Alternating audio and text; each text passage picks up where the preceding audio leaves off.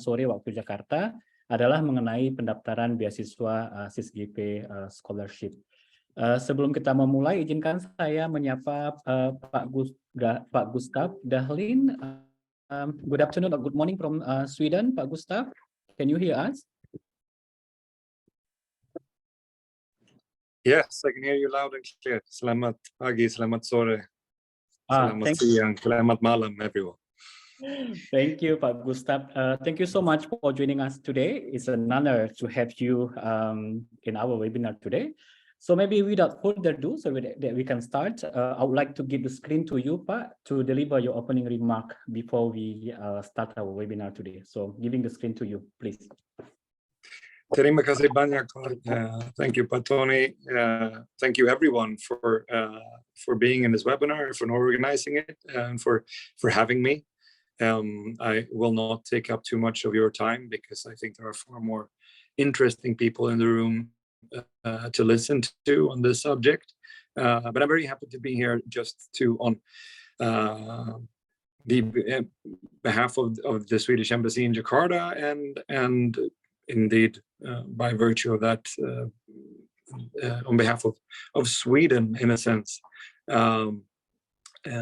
just say a few words of how important really this is to us. So first and foremost, thank you to PPI Swedia and all the previous awardees of the scholarship that are here for arranging this, for disseminating this information. Of course, we from the embassy side and from the Swedish Institute side, we try to inform as much as we can about these scholarships and the possibilities, of course, but few, if anyone, are as well poised as you are to inform about this and to inspire people to apply for these scholarships. And I'm really happy to see so many people in this webinars and knowing that there are actually interest from hundreds of students from all over Indonesia to apply for this scholarship. That's really, really encouraging. And I know we have a very very good track record since many years back of Indonesian students actually being awarded these scholarships, even though the competition, we should be honest about, is quite fierce. As far as I know, there are around 400 scholarships awarded for selected students from all over the world, and it's usually around 15,000 plus applicants. So it's a fierce competition. But as I said, we have a good track record of Indonesian students being awarded these scholarships, which we are really happy about from the Swedish side.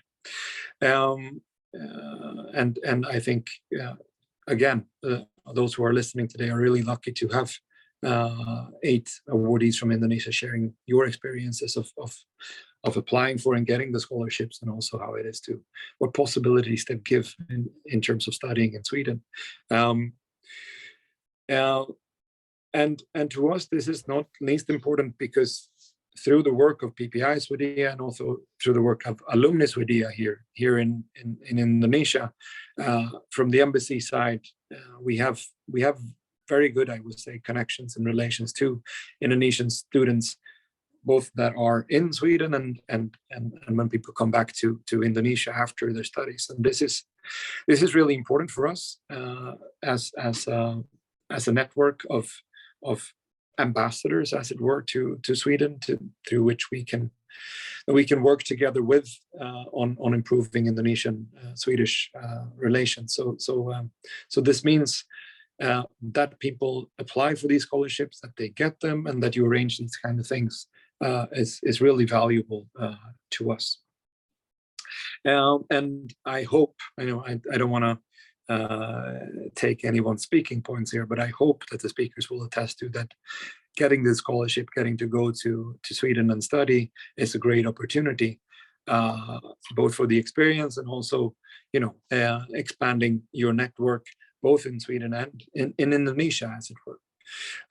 So with that, I would just like to thank you all again for arranging this, for showing interest, for sharing your experiences.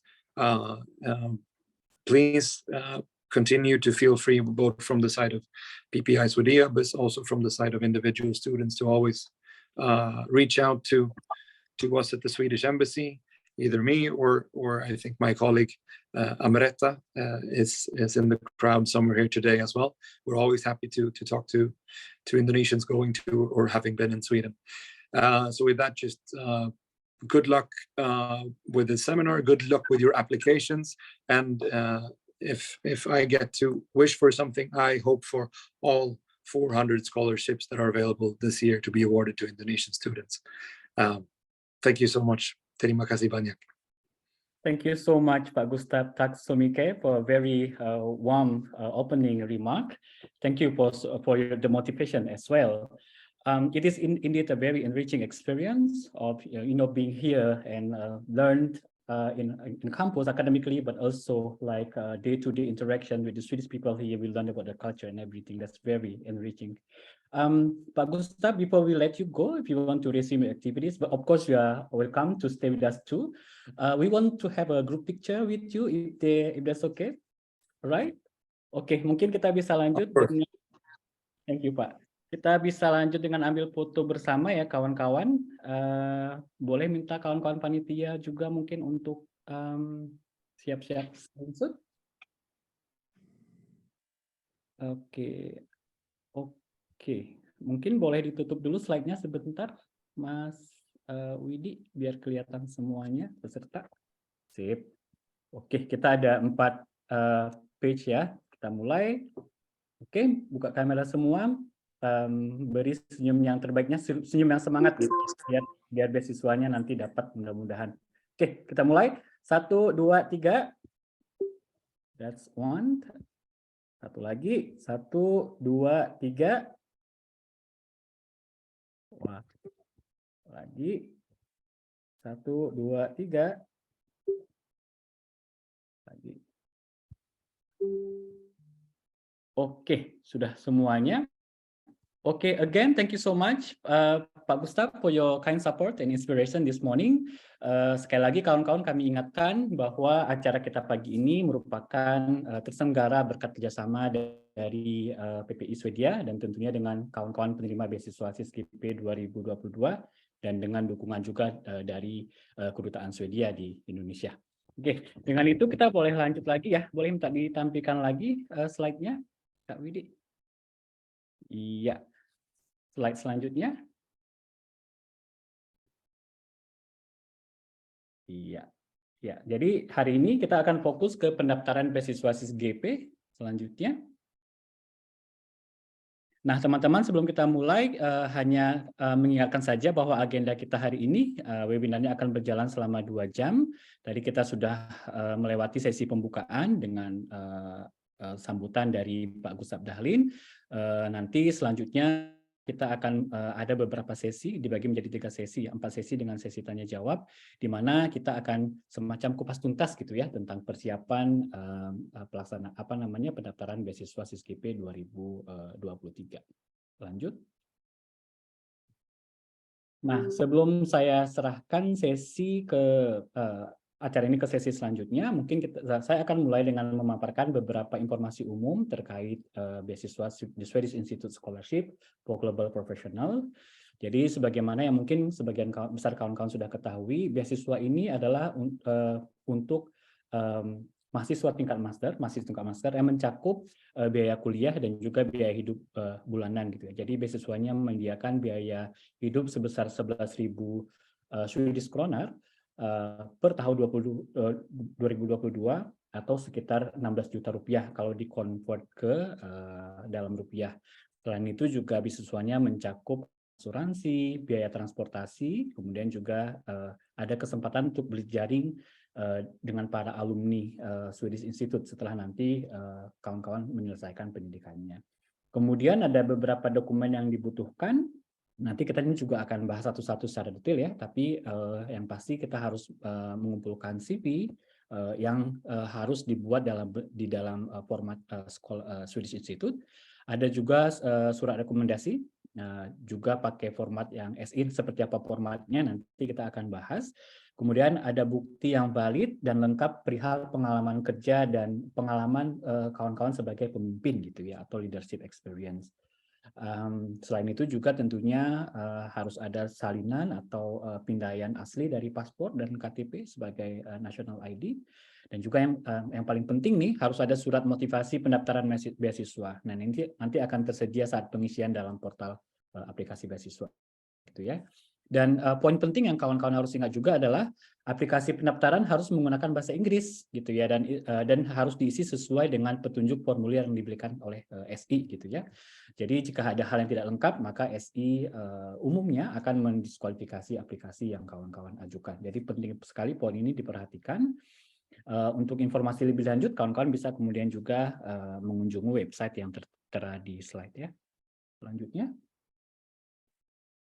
Nah, di sini kami akan paparkan juga sedikit tentang timeline dari proses aplikasinya gitu ya.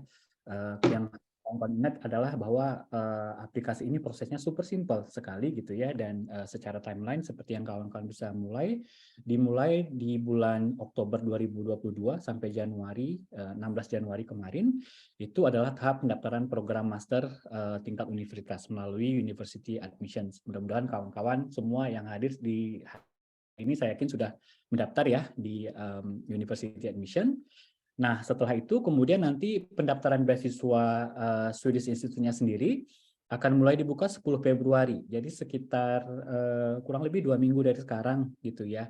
Dengan tenggatnya itu sampai dengan 28 Februari 2023. Jadi ada waktu kurang lebih sekitar 20 hari untuk mempersiapkan pendaftaran. Tentunya sudah mulai dipersiapkan dari sekarang juga boleh gitu ya. Tapi nanti mulai di-upload dan lain-lain itu akan dibuka periodenya tanggal 10 sampai dengan 28 Februari. Setelah itu nanti dilanjut dengan proses penyaringan dan evaluasi oleh Swedish Institute sebelum pengumuman hasil pendaftaran universitas. Nah, proses ini itu akan dimulai di tanggal 1 Maret 2023 sampai dengan 29 Maret. Jadi sepanjang bulan Maret 2023. Setelah itu nanti di tanggal 30 Maret 2023, kawan-kawan bisa melihat pengumuman hasil pendaftaran kuliah melalui University Admission gitu. Nanti akan ada notifikasi di email dan juga kemudian akan ada hasilnya di pendaftaran kawan-kawan di kampus seperti apa, itu akan diumumkan di tanggal itu. Dan kemudian tentu yang paling penting dan ditunggu-tunggu itu adalah periode 31 Maret sampai 27, di mana merupakan fase evaluasi akhir dan juga pengumuman beasiswa SISGP gitu ya. Nanti semua ini kawan-kawan harus rajin nih pantengin di emailnya masing-masing, jadi nggak miss out deadlines dan juga nggak miss out informasi yang penting terkait dengan pendaftaran yang di kampus maupun di beasiswa. Nah, kawan-kawan, sebelumnya kami ingin juga membuat disclaimer gitu ya dari kami bahwa acara hari ini dan seluruh materi webinar ini itu semua berdasarkan pengalaman dari penerima beasiswa SISGP 2022 gitu ya. Yang kawan-kawan yang hari ini nanti akan berinteraksi dengan peserta semuanya gitu ya. Dan informasi yang kami berikan dalam acara ini nggak akan mempengaruhi proses seleksi maupun hasil sama sekali gitu. Karena tahapan seleksi dan hasil itu sepenuhnya akan dilakukan oleh The Swedish Institute. Nah, gitu ya. Nah, tapi jika kawan-kawan ragu nih mengenai informasi teknis tentang dalam tahapan seleksi, nah kami menyarankan kawan-kawan untuk menghubungi Swedish Institute melalui formulir yang kemudian nanti kawan-kawan bisa klik di slide ya. Nanti slide-nya akan kita bagikan, jadi kawan-kawan juga bisa mengakses informasi yang sudah kami paparkan hari ini. Oke, tanpa berlama-lama dan berpanjang-panjang lagi, mungkin kita bisa langsung mulai ke sesi 1 ya. Sesi 1 nanti kita akan kupas tuntas tentang kurikulum vitae. Untuk ini saya ingin undang teman saya, Kak Susan dan Kak Dio untuk mengambil alih. Silakan Kak Susan dan Kak Dio. Baik, terima kasih. Baik, saya akan memulai untuk sesi kurikulum vitae. Perkenalkan sebelumnya, nama saya Susan Amelia Tumade, saya penerima beasiswa SISGP untuk tahun 2022. Kami akan membagikan pengalaman dalam membuat CV untuk teman-teman yang akan apply untuk beasiswa pada tahun ini. Untuk pembuatan CV, teman-teman semua bisa lihat di website si.se. Mereka akan memberikan format CV yang harus kalian isi. Komponen apa saja sih yang ada di template CV yang diberikan oleh SI? Itu di dalamnya kalian harus mengisi terkait dengan pengalaman kerja, riwayat pendidikan dan pelatihan, keterlibatan dalam organisasi atau jejaring masyarakat sipil selain dari pengalaman kerja, dan beasiswa atau penghargaan apa yang pernah didapatkan. Jadi perlu diingat untuk pengisian CV, ini format CV tidak boleh dirubah ya. Jadi teman-teman wajib mengisi sebagaimana yang telah diberikan formatnya oleh Swedish Institute. Kecuali ada beberapa heading atau entries yang tidak sesuai atau tidak sesuai dengan keadaan atau situasi teman-teman, itu bisa di-delete. Tapi untuk mengubah format CV tidak diizinkan.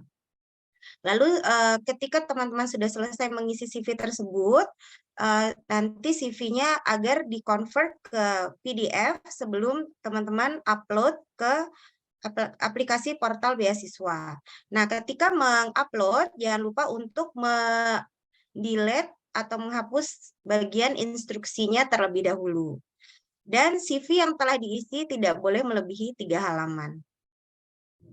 Oke, untuk detailnya mungkin nanti akan kami jelaskan lebih lanjut.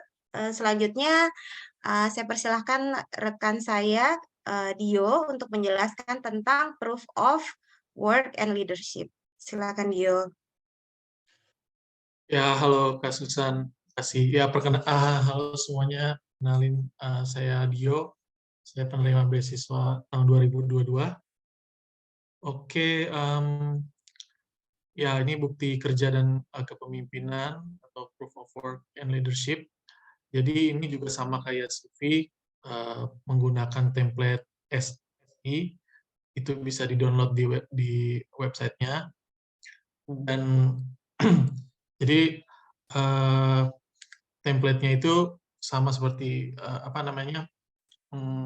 instruksinya pas ngupload dalam bentuk PDF, dan untuk instruksinya di-delete aja, jadi di-upload hanya template-nya aja. Terus untuk ini dibuktikan dengan stempel perusahaan dan tanda tangan dari pemberi buktinya. Terus untuk bukti kerjanya maksimal ada 3 pengalaman kerja yang bisa ditaruh di sana, bisa berupa posisi ataupun organisasi. Bisa jadi kalau misalkan ada 2 posisi di satu organisasi, itu dihitung sebagai 1 pengalaman kerja. Terus untuk pengalaman kerjanya minimal 3.000 jam. Jadi itu wajib 3.000 jam. Terus untuk rincian pekerjaan ini bisa ditulis dengan singkat ya. Jadi karena hanya ada beberapa kata yang disediakan. Terus untuk bukti kepemimpinan atau proof of leadership ini maksimal 2 pengalaman kepemimpinan, bisa pengalamannya bisa sama dengan yang ada di pengalaman kerja. Terus untuk minimal jamnya tidak ada minimal, jadi bebas. Sama seperti tadi, rincian pekerjaannya ditulis dan ada batasan beberapa kata di situ. Ya, next. Oke, untuk pengalaman saya sendiri, untuk pengisian CV-nya, saya dari 3 pengalaman kerja dan 3 SDGs, jadi saya ngisi dari ada beberapa SDGs di situ. Untuk bagian previous scholarship dan prize, ini saya kosongin karena memang saya sebelumnya belum pernah menerima scholarship. Terus bila buktinya jadi 2, karena kita nulis dan dia jadi 2 halaman, ada baiknya untuk stempel dan tanda tangannya dilakukan di 2 halaman tersebut. Gitu. Terus untuk stempelnya, saya punya 2 pengalaman karena dikasih oleh 2 pemberi pemberi ini, bisa stempel basah dan stempel digital. Jadi itu aman. Oke, selanjutnya Kak Susan untuk pengalamannya. Baik, saya akan membagikan pengalaman dalam pembuatan CV. Kebetulan sewaktu saya upload CV, itu CV yang saya buat detail seluruh pekerjaan apa yang dilaksanakan ketika dalam work experience yang saya tulis, lalu training-training yang diikuti, apa saja yang saya pelajari ketika training tersebut, lalu saya cantumkan daftar semua beasiswa yang pernah diterima sebelumnya. Kebetulan saya pernah menerima 1 beasiswa, itu juga saya sebutkan. Cantumkan daftar organisasi yang pernah diikuti beserta prestasi yang kalian capai atau dampak positif ke komunitas sewaktu bergabung pada organisasi tersebut.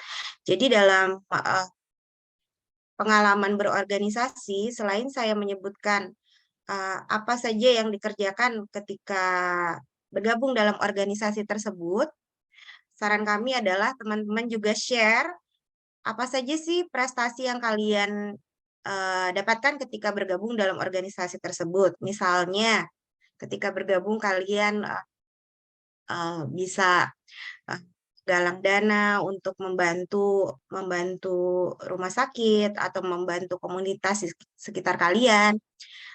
Itu akan sangat baik sekali apabila kalian bisa share hal tersebut seperti itu. Jadi berdasarkan pengalaman dari kami, bagus sekali jika kalian bisa membuat CV yang detail beserta pencapaian-pencapaian yang kalian dapat ketika bergabung dalam perusahaan maupun organisasi, dan juga seluruh beasiswa dan juga penghargaan yang kalian pernah terima sebelumnya. Balik lagi, ini adalah CV, jadi buatlah sebagus mungkin dan buatlah dengan lengkap sebagaimana prestasi yang pernah teman-teman capai, dan jangan lupa untuk mengisinya dengan detail dan terkait dengan SDG, bagaimana kalian menghubungkannya dengan SDG yang dipersyarat yang ada dipersyaratkan di SI. Baik, mungkin itu dulu. Next.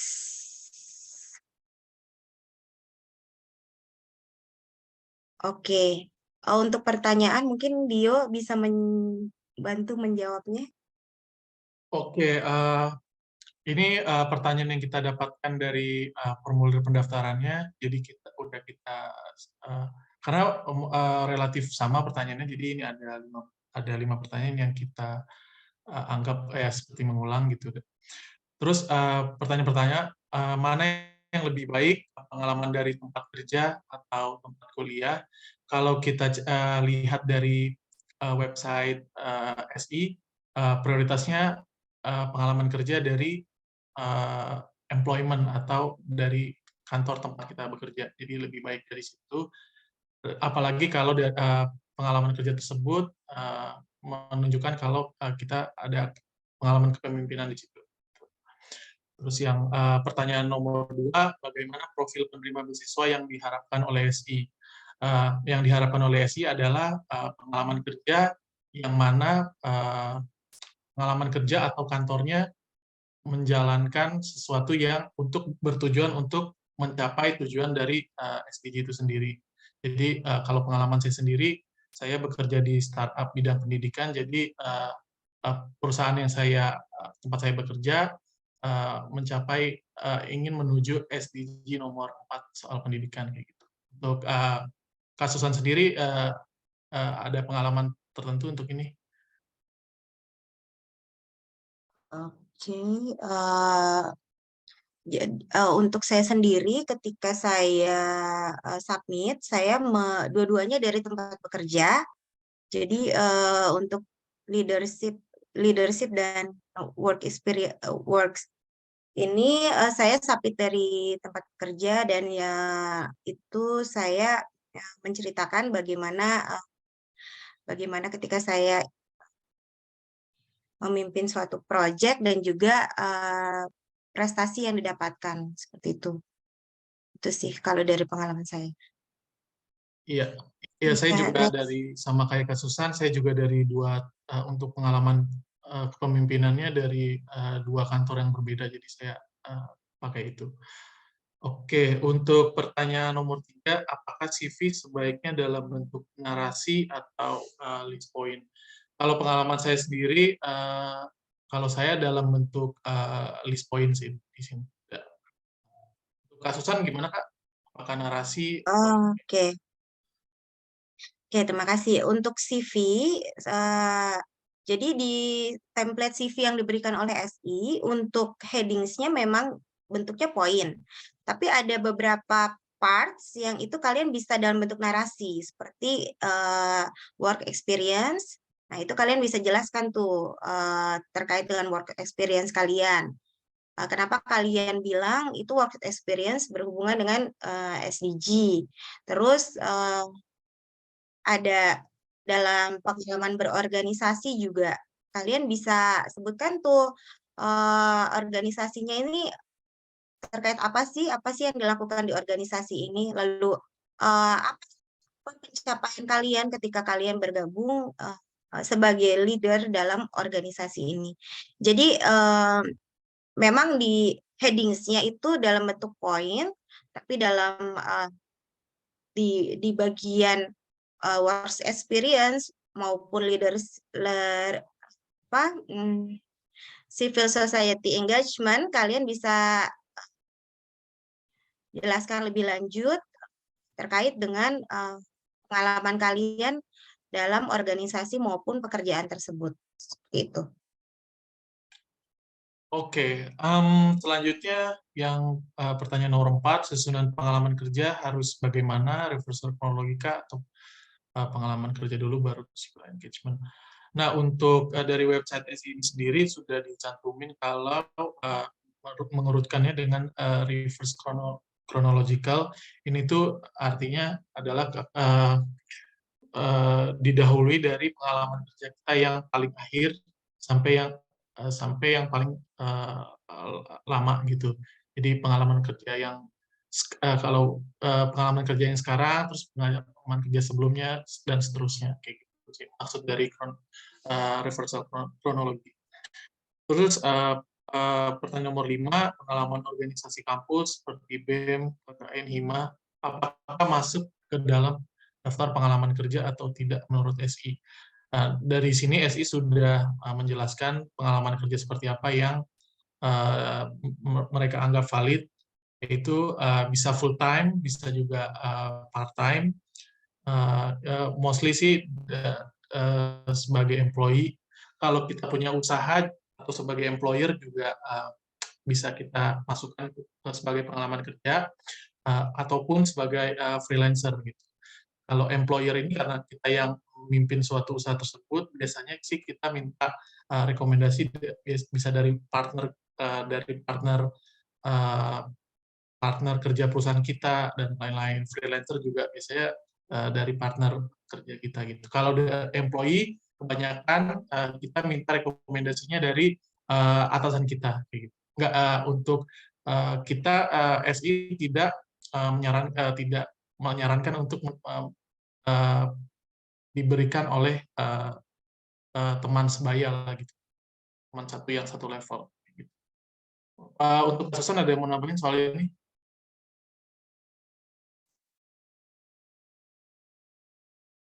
Saya rasa udah cukup, cuman mungkin mau perlu ditambahkan kalau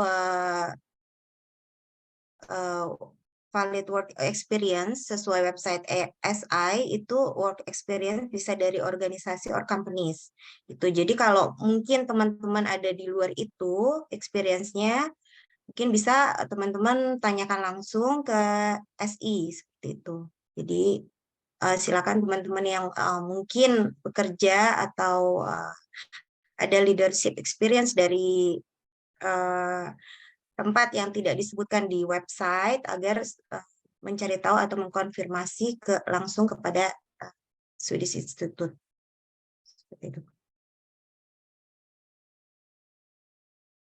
Oke, selanjutnya. Oke. Mas boleh tanya di tengah-tengah atau gimana ini? Oke, untuk pertanyaan nanti ada di sesi selanjutnya. Oh ya, oke, siap-siap.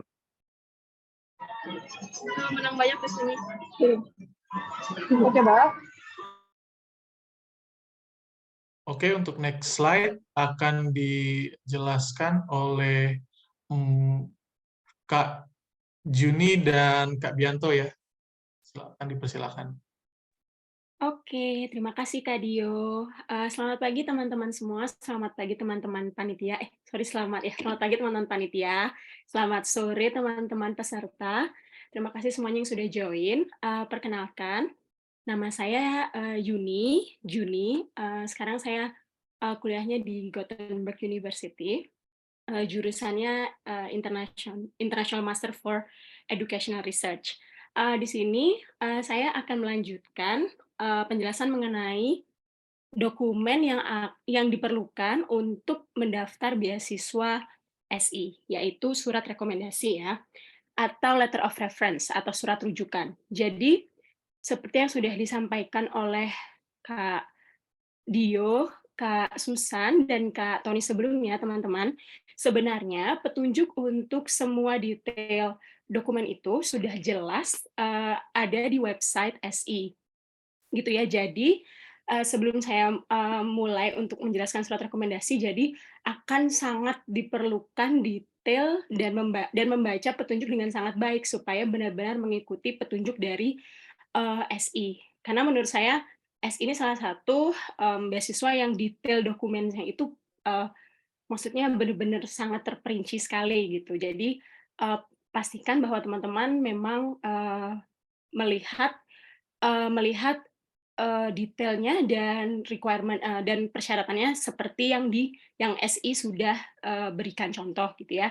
Jadi sama juga, jadi di surat rekomendasi ini SI juga sudah menyiapkan template-nya. Nanti di slide selanjutnya akan saya tunjukkan contoh template-nya yang saya yakin teman-teman udah pasti buka website-nya dan udah sempat download dan cek. Lalu di sini ada keterangan surat rekomendasi wajib 2 buah, poin nomor 3 ya teman-teman ya. Jadi salah satu surat wajib dari tempat kerja. Alasan dari kenapa wajib dari tempat kerja teman-teman, karena memang beasiswa SI ini fokusnya untuk beasiswa profesional atau orang-orang yang sudah bekerja, sudah masuk di dunia kerja, sudah punya kemampuan tertentu di aspek tertentu, dan mereka ingin meningkatkan kemampuan mereka melalui belajar secara formal di institusi pendidikan universitas, yaitu di jenjang master. Jadi surat rekomendasi dari tempat kerja ini adalah salah satu dokumen yang harus dipenuhi. Yang kedua, surat kedua bisa dari tempat kerja juga atau dari referensi akademik atau tempat studi sebelumnya. Surat dari organisasi masyarakat sipil tempat kita terlibat serta di luar dari tempat kerja akan memiliki nilai lebih. Memang dari SI mereka menyebutkan bahwa surat rekomendasi bisa berasal dari selain dari tempat kerja, bisa dari tempat kita institusi pendidikan sebelumnya. Tapi menurut pengalaman kami, dan itu juga sudah disebutkan ya oleh di sumber dari SI sendiri, bahwa surat rekomendasi kedua yang akan lebih diperhitungkan itu adalah surat rekomendasi dari organisasi masyarakat sipil di mana kita terlibat gitu ya, dan itu di luar dari tempat kerja kita gitu. Itu akan mendapat nilai lebih. Lalu poin keempat, siapa saja yang bisa memberikan surat rekomendasi. Nah, ini penting teman-teman karena banyak pertanyaan yang menanyakan soal siapa saja yang bisa memberikan surat rekomendasi. Di sini juga sudah ada di website SI, dan di sana menjelaskan bahwa yang pertama, seseorang dalam kapasitas profesional atau pekerjaan. Orang tersebut harus bisa memberikan komentar terkait kinerja Anda sejauh ini. Jadi, seseorang yang bisa yang kenal dengan Anda secara dekat dalam konteks profesional, bukan dalam keseharian secara personal, tapi lebih kepada profesional kerja. Jadi contohnya seperti atasan di perusahaan, ya bisa atasan, tapi tidak disarankan dari kolega kerja ya teman-teman. Kolega kerja yang maksudnya levelnya mungkin setara dengan kita. Jadi akan lebih jadi letter of reference ini akan lebih baik jika diberikan oleh orang-orang yang dari atasan kita di tempat kerja. Yang kedua, jika Anda memiliki usaha keluarga atau pribadi atau paruh waktu, Anda hanya bisa mendapatkan konfirmasi dari klien atau mitra atas nama organisasi atau perusahaan mereka terkait dengan jam kerja Anda. Jadi untuk poin ini menegaskan bahwa seandainya kita wirausaha, akan lebih baik reference letternya bisa berasal dari klien kita, tapi yang perlu digarisbawahi adalah klien atau rekan kerja kita ini tidak mewakili personal mereka sendiri, bukan pribadi ya. Jadi klien ini mewakili seperti organisasi atau perusahaan lainnya, gitu. Poin ketiga, jika Anda bekerja paruh waktu, Anda juga bisa meminta rekomendasi dari staf asosiasi profesional atau agensi tempat Anda bekerja. Jadi, jika kita bekerja paruh waktu, kita bisa minta dari perusahaan yang merekrut kita atau agensi yang merekrut kita. Poin terakhir, usahakan untuk mendapatkan surat rekomendasi dari atasan yang diperkirakan masih bekerja di situ selama masa evaluasi aplikasi oleh SI. Nah, ini penting teman-teman, karena akan ada kemungkinan pihak SI mengecek bahkan mengontak orang-orang yang memberikan surat rekomendasi ya.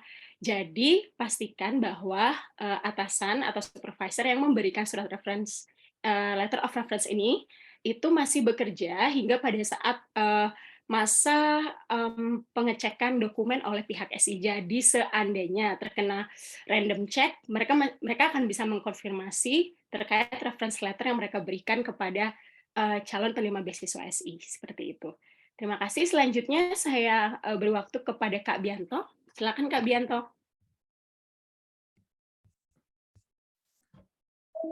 Halo, selamat pagi waktu sini atau selamat sore waktu Indonesia. Perkenalkan, nama saya Bianto. Saat ini saya sedang kuliah di Master of Digital Humanities di Universitas Uppsala. Boleh lanjut, Mas Widi? Nah, tadi sudah sempat disebutkan Mbak Yuni juga bahwa siapa saja sih yang bisa memberikan surat rekomendasi, itu mitra kerja yang tidak bisa ya, yang mitra kerja yang jabatannya setara tingkatannya. Jadi atau mungkin malah di bawah, tidak boleh sama sekali. Yang kedua, itu anggota keluarga, kerabat, pasangan, dan teman. Yang berikutnya, seseorang yang meminta kompensasi ketika Anda atau teman-teman minta surat rekomendasi itu juga tidak diperbolehkan. Sesuai ketentuan dari format SI, surat rekomendasi tersebut tidak boleh melebihi 2 halaman. Jadi mohon disampaikan ke orang yang teman-teman minta untuk rekomendasi itu, Pak, Bu, ini surat rekomendasi harus 2 halaman, tidak boleh lebih, begitu maksimal. Dan kemudian menggunakan stempel resmi serta tanda tangan basah, ini penting ya teman-teman. Tapi jika tidak memungkinkan, seperti tahun kemarin saat pandemi, itu banyak juga yang minta untuk versi digital. Cuma untuk tahun ini kami tidak tahu spesifiknya apakah boleh masih digital atau tidak. Jadi teman-teman harus menghubungi pihak SI untuk lebih lengkap dan lebih jelasnya. Takutnya ada peraturan yang berbeda dan sebagainya seperti itu. Yang berikutnya, surat rekomendasi non bahasa Inggris diperbolehkan, asal teman-teman harus menerjemahkan dan melalui penerjemah tersumpah. Dan setiap penerjemah tersumpah biasanya dia ada stempel resmi dari mereka masing-masing. Jadi teman-teman sendiri yang harus usaha untuk mengontak penerjemah tersumpah untuk menerjemahkan surat rekomendasi tersebut. Karena mungkin ada beberapa atasan atau mungkin dari pihak perekomendasi mereka merasa, Mas, bahasa Inggris saya kurang bagus, ini saya boleh bahasa Indonesia tidak. Itu tidak masalah. Tetapi ya risikonya tadi teman-teman harus kerja double, jadi harus ada penerjemah tersumpah untuk menerjemahkan surat tersebut. Dan ini sistemnya bagaimana, kontak ke SI juga. Berikutnya, setiap pengiriman dokumen itu jangan melampirkan halaman instruksi. Jadi mohon halaman instruksinya dibuang saja. Kemudian kedua surat rekomendasi harus digabungkan dalam satu berkas. Artinya digabung setelah dipindai atau di-scan, teman-teman harus gabungkan dalam satu berkas PDF dan kemudian diunggah ke halaman portal beasiswanya. Nah, semua dokumen itu akan dicek keabsahannya atau kevalidannya oleh pihak SI. Jadi teman-teman harus perhatikan hal ini. Jika ada informasi palsu, teman-teman akan didiskualifikasi dan tidak boleh mengikuti seleksi beasiswa berikutnya ini. Dan bagian ini sangat teman-teman harus perhatikan juga ya. Semua rincian detailnya sebisa harus teman-teman double check lagi, dan jangan sampai plagiasi, karena kalau sudah plagiasi itu kayak apa ya, ibarat kata itu amat sangat genting lah gitu. Jadi teman-teman harus perhatikan bagian ini. Begitu. Selanjutnya Mas Widi. Nah, ini contoh bentuk letter of reference form. Kita ambil yang versi tahun ini. Teman-teman nanti bisa cek di sana juga, ada first name, surname, dan sebagainya. Kalau teman-teman ternyata tidak punya surname seperti satu nama misalnya, itu bisa ke kontak ke SI-nya juga. Bagaimana, tapi sepengalaman dari saya itu bisa tulis aja double namanya. Jadi misalnya contoh Bianto seperti itu. Jadi first name surname sama. Tapi kalau teman-teman ada misalnya begini, ada kasus misalnya paspornya kok 2 nama, KTP-nya 1 nama, pakai yang paspor saja tidak masalah. Jadi misalnya namanya Dwi Juni gitu misalnya, jadi Dwi dan Juninya jadi last name saja atau surname begitu. Untuk teman-teman yang punya marga, misalnya dari teman-teman dari Manado atau mungkin dari Batak, itu surname udah jelas marganya itu taruh di surname-nya, first name semuanya, misalnya namanya Angelika bla bla bla bla bla si Hombing gitu misalnya. Nah, si Hombingnya taruh di surname, itu yang nama depannya jelas lah gitu. Itu semua di sana ada rinci sekali lengkap di sana. Cuma kalau teman-teman misalnya bingung atau kok ini kayak ada yang ragu dan sebagainya, mohon tanya ke SI begitu, karena ini informasi yang mungkin ada peraturan terbaru atau apa dan sebagainya seperti itu. Lanjut Mas Widi. Nah, ini pengalaman dari saya. Waktu dulu saya meminta rekomendasi dari pimpinan kantor saya yang terkini, dan saya perkirakan juga masih di situ untuk lama. Kemudian juga saya minta rekomendasi dari kepala suatu organisasi mitra kerja. Jadi waktu itu saya minta salah satu kepala perpustakaan di organisasi di Jakarta untuk saya minta rekomendasi kepada beliau juga. Keduanya dalam bahasa Inggris, jadi saya tidak perlu usaha untuk menerjemahkan dokumen tersebut ke dalam bahasa Inggris melalui penerjemah tersumpah. Kemudian ini paling penting teman-teman, jadi saya informasikan jauh-jauh hari, saya sowan lah ke beliau-beliau ini, tanya, Pak, Bu, saya ingin meminta surat rekomendasi untuk beasiswa SI. Dan kita harus komunikatif juga, misalnya tenggatnya kapan, formatnya seperti apa, dan sebagainya. Dan teman-teman juga harus pastikan juga orang yang ingin teman-teman minta rekomendasi itu harus mereka yang nulis sendiri. Kenapa? Karena kalau misalnya kan ada beberapa kasus misalnya, Mas saya agak susah nih untuk bikin ini dan sebagainya. Saran saya teman-teman lebih baik cari orang yang benar-benar mau untuk menuliskan, karena itu perspektif dari mereka. Jadi ketika mereka dikonfirmasi tidak jomplang gitu, kok apa yang ditulis sama dengan apa yang dikonfirmasikan dengan kok beda. Nah, itu takutnya ada masalah ke depannya. Jadi mending saran saya kepada teman-teman yang baru mendaftar itu kontak ke penerima ke calon rekomendator yang memang benar-benar mau menuliskan dari draft lah atau dari scratch seperti itu. Kemudian perhatikan juga kesesuaian antara pemberi rekomendasi dengan surat motivasi dan jurusan yang kita pilih. Jadi teman-teman juga harus cek misalnya, kenapa waktu itu saya pilih organisasi pemerintah yang kepala perpustakaannya, karena jurusan saya itu terkait dengan ilmu perpustakaan. Jadi saya sambungkan itu begitu. Jadi pintar-pintar kita aja sebenarnya sih. Seperti itu. Mbak Juni, silakan lanjut. Ya, terima kasih Kak Bianto. Saya di sini ada satu pengalaman yang saya masukkan. Pemberi rekomendasi disarankan dari seseorang yang juga mengenal baik diri kita dari aspek profesionalitas. Jadi, semisal di tempat kerja, atasan kita kan banyak ya. Ada yang dari misalnya dari departemen atau yang lebih di atas departemen, tapi saya waktu itu memilih orang yang dekat dengan saya dalam artian di tempat kerja, yang memang pernah saya ajak kerja bareng dan tahu bagaimana keseharian saya bekerja gitu. Jadi ini sangat penting teman-teman, karena seperti yang Kak Bianto tadi, kesesuaian yang ada di rekomendasi itu, di surat rekomendasi itu, jika ada random check. Jadi memastikan bahwa dia benar tahu diri kita secara profesional, dan ketika pun ditanya atau dicek, dia bisa menjawab dan bisa menjawab dan menjelaskan dengan seperti apa yang sudah dia tuliskan gitu. Jadi match gitu ya. Dan juga surat rekomendasi saya lagi satu dari organisasi. Nah, kalau misalnya nih teman-teman ikut beberapa organisasi ya, lalu kalau saya kemarin sempat memilih organisasi mana yang paling relate sama surat motivasi saya, surat motivasi dan jurusan yang saya pilih.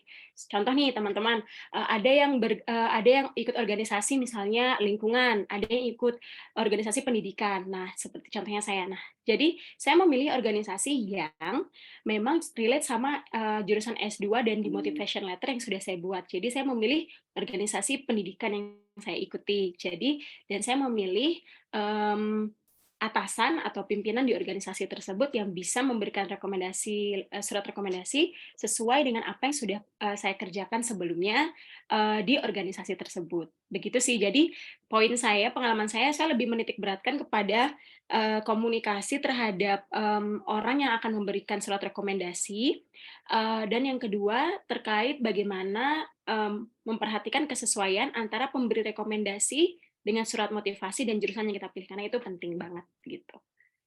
Oke, Kak Bianto sudah. Kak Widi boleh lanjut ke slide selanjutnya. Thank you, Kak Widi. Oke, ini adalah list dari pertanyaan yang sudah teman-teman tanyakan melalui Google Form ya. Ini ada 8 pertanyaan besar. Pertanyaan besar maksudnya karena beberapa pertanyaan lain intinya sama, jadi kami rangkum menjadi 8 pertanyaan umum yang menjadi inti dari sebuah pertanyaan dari semua teman-teman yang mendaftar. Nomor 1, surat rekomendasi dari mana dan macam apa yang diperhitungkan sudah dijelaskan. Jadi seperti yang di slide tadi, memang dari tempat kerja karena beasiswa SI ini fokus untuk ke professionals atau yang sudah bekerja. Dan yang kedua, jauh lebih baik jika mendapat surat rekomendasi dari organisasi, ya, organisasi di luar tempat kerja. Lalu nomor 2, surat rekomendasi dengan form 2022 apa diperbolehkan untuk digunakan lagi mengingat kantor sebelumnya di luar daerah. Betul, jawabannya konfirmasi ke SI ya teman-teman jika ada masalah seperti ini. Kalau pengalaman saya, jadi di surat rekomendasi saya kebetulan itu tanggal, tempat itu tulis tangan oleh pemberi reference letter dan tanda tangan basah dan cap. Jadi itu akan berbeda ya tanggalnya kalau misalnya mau pakai dokumen yang lebih lama, yang versi lama. Jadi kemungkinan besar akan lebih baik menggunakan most updated dokumen yang paling terupdate yang bisa diberikan oleh pemberi rekomendasi. Tapi untuk lebih jelasnya lagi memastikan karena di sini ada masalah khusus, teman-teman bisa langsung konfirmasi ke SI ya, bisa langsung email ke mereka, dan mereka itu terbuka sekali untuk pertanyaan-pertanyaan seperti ini yang sangat detail. Jadi jangan sungkan atau jangan ragu buat nge-email mereka gitu ya. Lalu selanjutnya nomor 3, apakah pengalaman profesional harus sama bidangnya dengan jurusan yang diambil? Semisal bekerja di human capital selama 3 tahun, mendaftar beasiswa untuk jurusan environment management dan policy. Jawabannya adalah yang paling penting diterima dahulu di kampusnya. Seleksi beasiswa berdasarkan dari diterima tidaknya pendaftaran kampus. Benar. Jadi untuk nge-link masalah profesional sekarang dengan jurusan S2, sebenarnya penjelasannya ada di ketika kita mendaftar kampus, teman-teman. Di situ jadi menjelaskan kenapa S1-nya ini, tapi mau S2-nya ini, korelasinya apa. Nah, di situ bisa dilihat jawabannya bahwa ini tergantung ya dari bagaimana menjelaskannya. Tapi ini pentingnya di pendaftaran kampus. Jadi dan seleksi beasiswa ini teman-teman bergantung sekali dengan antara diterima atau tidak ya teman-teman di kampus yang ada di Swedia. Jadi sebelum teman-teman mendaftar SI, teman-teman akan mendaftar di university admission. Nah, ketika teman-teman sudah mendaftar di university admission, lalu mendaftar beasiswa SI, dan ketika pengumuman teman-teman diterima di salah satu kampus yang teman-teman daftar, maka peluang teman-teman untuk mendapat beasiswa SI lebih besar karena karena logikanya teman-teman sudah dapat kampus gitu. Jadi jadi baru bisa proceed ke masalah beasiswa. Kak Bianto, kalau misalnya Kak Bianto mau nambahin langsung jam aja ya. Iya, boleh Mbak Jun. Heeh. Aman kok sejauh ini. Oke, saya lanjutin ya Kak. Ya, Nomor boleh. 4, apakah bisa jika untuk jurusan S2 tidak sejalan dengan jurusan S1 sebelumnya, tapi dari segi pengalaman kerja dan prestasi sangat berkaitan dengan jurusan S2 yang diinginkan? Yang paling penting diterima dahulu kampusnya. Jadi pertanyaan nomor 3 sama nomor 4 sama ya teman-teman. S1, S2, S1, S2-nya nggak kasarnya nggak nyambung. Itu dilihat dulu nanti pas teman-teman menjelaskannya bagaimana waktu apply university gitu. Jadi SI hanya memberikan beasiswa pada teman-teman yang sudah diterima di kampus di Swedia, begitu. Nomor 5, saya menjadi volunteer dan berorganisasi di gereja lokal. Apakah rekomendasi dari organisasi gereja ini cukup untuk letter of reference? Jawabannya, SI tidak menyebutkan secara rinci untuk kegiatan sukarelawan dalam instansi keagamaan. Jadi silakan konfirmasi ke SI. Kalau menurut pengalaman saya, nanti Kak Bianto tolong tambahkan poin ini ya Kak. Ya. Selama kalian bisa menjelaskan apa sih kegiatan yang dilakukan di gereja tersebut dan bagaimana cara melingkan dengan SDGs dan dengan motivation letter, apakah itu berhubungan satu sama lain dan saling mendukung satu sama lain, menurut saya itu masih bisa, tapi karena ini case-nya sama ya, spesifik, teman-teman bisa pastikan lagi ke SI untuk mengkonfirmasi detail ini, gitu. Dari Kak Bianto ada tambahan? Ya, tambahan sih Kak Juni. Jadi memang teman-teman kalau untuk kasus seperti ini karena kita tidak ada pengalaman di angkatan kami, jadi teman-teman harus tanya bisa saja sih diterima dan jadi cukup kuat, bisa saja tergantung dengan siapa rekomendasi teman-teman, bagaimana surat rekomendasi dan sebagainya. Cuma karena kita tidak ada pengalaman, jadi teman-teman kalau ragu dan kayaknya memastikan ke SI saja gitu. Tapi secara logika harusnya bisa, tapi mohon konfirmasi ke SI begitu, karena kita kayak dari kita semua itu kemarin kalaupun ada kegiatan sukarelawan kita ke organisasi yang umum, jadi organisasi masyarakat yang umum, tidak spesifik ke keagamaan setahu saya ya, kalau boleh dikonfirmasi ke teman-teman SI angkatan kami sih begitu. Terima kasih Mbak Jun. Ya, terima kasih Kak Bianto. Ya betul, saya juga memberikan surat rekomendasi dari organisasi yang sifatnya umum. Jadi bukan berdasarkan agama gitu ya. Tapi ya ada baiknya dipastikan kembali ya teman-teman, jika ada kasus seperti ini langsung tanyakan saja ke SI. Oke, nomor 6, apakah pemberi rekomendasi dan pemberi bukti pengalaman kepemimpinan boleh dari instansi yang berbeda? Boleh ya teman-teman.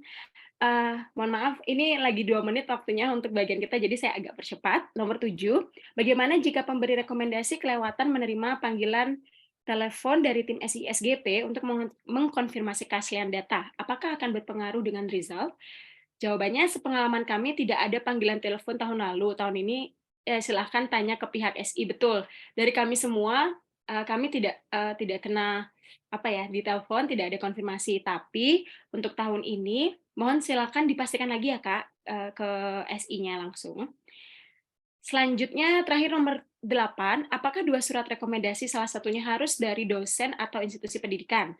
Jawabannya, bisa saja, tapi surat dari organisasi masyarakat sipil akan mendapatkan nilai lebih.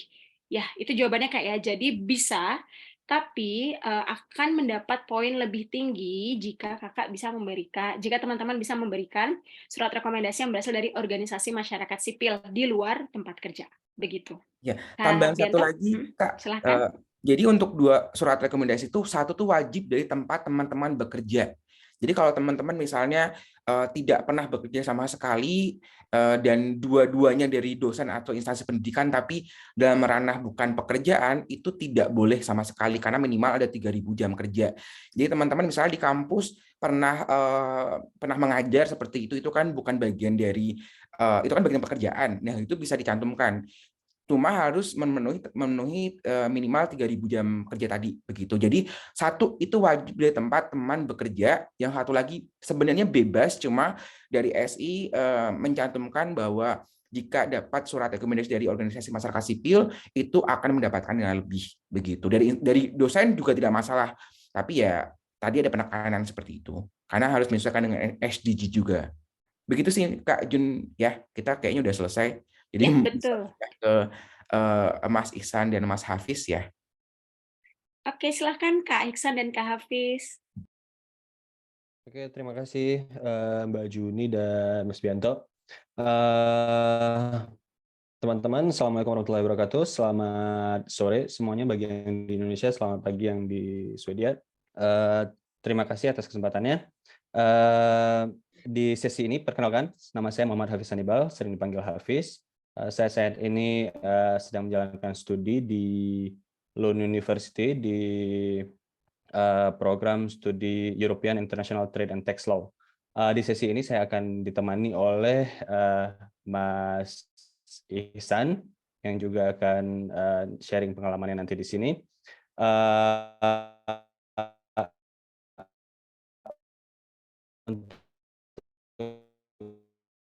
Itu pertama kita apa itu surat, bukan dalam bentuk surat ya, bukan dalam bentuk letter, tapi lebih ke dalam bentuk statement, karena kita akan menjelaskan apa motivasi rencana studi dan pasca studi kita di dalam format yang sudah tersedia dalam situs Swedish Institute dalam format tertentu. Oleh karena itu sangat penting untuk melihat instruksi secara detail dan tersebut.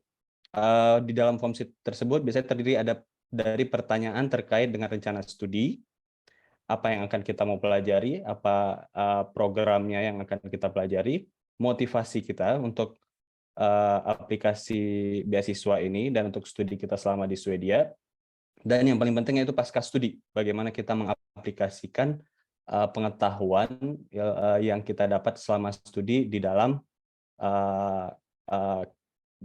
kehidupan profesional kita setelahnya.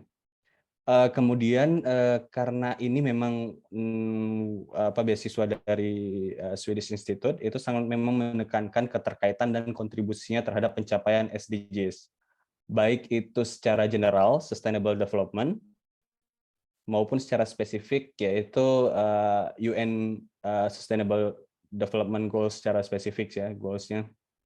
Dan di situ juga ada slot jawaban. Di slot jawaban situ biasanya dibatasi sekitar biasanya 700 sampai 1.200 karakter, dan itu termasuk spasi untuk masing-masing pertanyaan. Untuk pertanyaannya sendiri, setiap tahun pertanyaannya sangat bisa berbeda.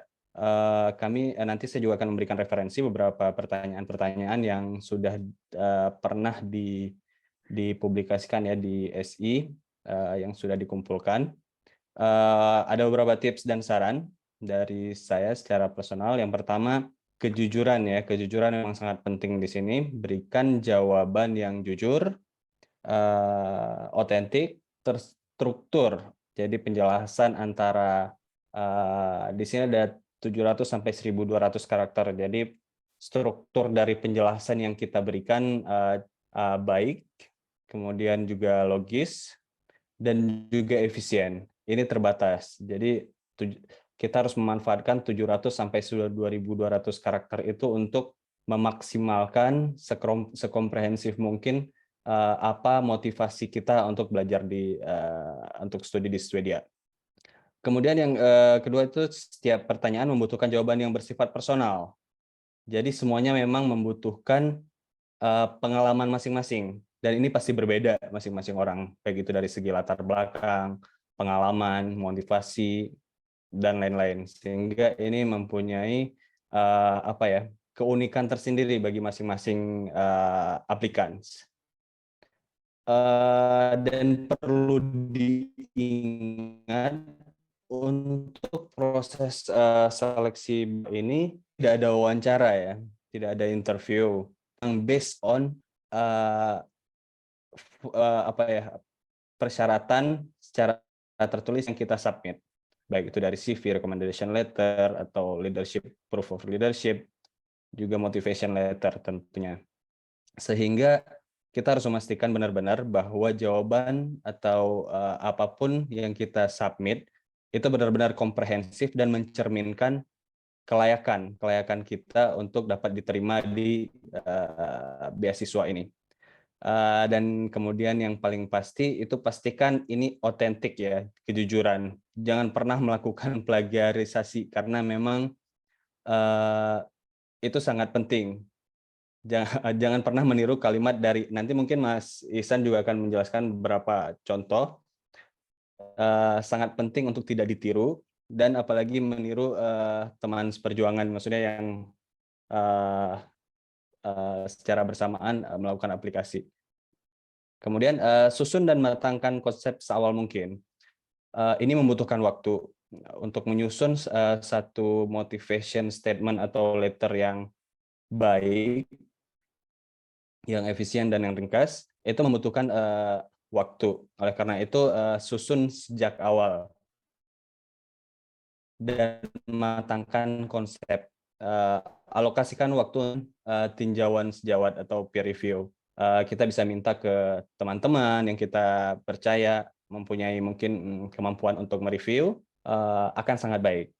Kemudian dan motivation letter ini tidak terlepas ya dari berbagai dokumen yang lain yang kita submit, baik itu CV, kemudian letter of reference, dan juga proof of leadership dan lain-lain, sehingga keterkaitan antara jawaban dengan informasi pada dokumen pendukung lainnya itu sangat penting. Misalnya kita di CV menyampaikan bahwa menyampaikan informasi bahwa pekerjaan kita begini. Kemudian sangat penting untuk dikaitkan di motivation letter terkait pengalaman tersebut. Bisa next.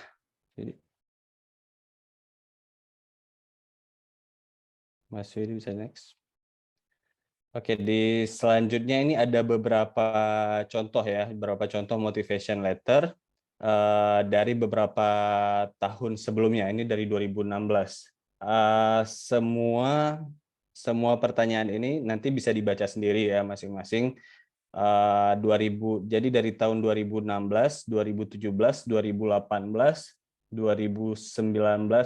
2020, 2021 dan sampai 2022 itu semuanya masing-masing dengan jumlah pertanyaan yang berbeda. Kecuali di 2021 dan 2022 itu ada satu pertanyaan yang cukup komprehensif dan dengan kurang lebih sama antara 2021 dan 2022. Nanti mungkin bisa dianalisa masing-masing. Menurut tinjauan saya secara personal, pertanyaan-pertanyaan ini yang paling sering muncul yaitu tentang apply the knowledge. Itu bagaimana kita mengaplikasikan apa yang kita dapatkan dari Swedia selama studi kita di sini di kehidupan kita selanjutnya. Ini paling sering ditanyakan. Sedangkan yang lain-lain mungkin bagaimana mengkaitkan dengan UN SDGs atau bagaimana dengan Sustainable Development itu juga cukup sering muncul di fitur-fitur pertanyaan tersebut. Itu saja mungkin dari saya, mungkin bisa dilanjutkan kemudian oleh Mas Ihsan. Terima kasih. Silakan Mas Ihsan. Iya, oke. Terima kasih Mas Hafiz. Perkenalkan teman-teman semua. Nama saya Muhammad Ihsan Irfansyah. Saya sekarang di kuliah Master Railway Engineering di KTH Stockholm. Nah ini tadi menyambung pernyataan Mas Hafiz tadi ya. Tadi ada perbedaan dari tahun ke tahun. Tapi kebetulan untuk tahun 2021 dan 2022 ini mirip pertanyaannya. Hanya berbeda beberapa redaksi saja. Oke. Sebelum saya lanjutkan, saya mau mengingatkan untuk teman-teman semua, kalau ingin bertanya, sudah bisa dibuka ya kolom chat, dan di sana ada format pertanyaannya. Jadi kalau mungkin ada beberapa pertanyaan yang ingin diajukan, menyambung dari presentasi sebelumnya tadi mengenai CV dan surat rekomendasi, bisa diajukan di kolom chat pertanyaan, dan nanti kita akan jawab di sesi tanya-jawab setelah saya selesai dengan materi saya. Oke, next Mas Widik.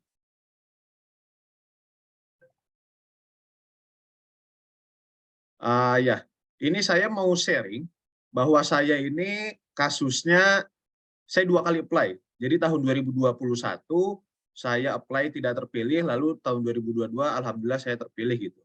Dan ini jadi makanya saya bisa sharing mungkin lebih banyak karena saya masih memiliki draft yang ditolak dan draft yang terpilih gitulah ya. Jadi kita bisa lihat pertanyaan 2021 dan 2022 ini pertanyaannya mirip ya, dan menekankan kepada how you can apply.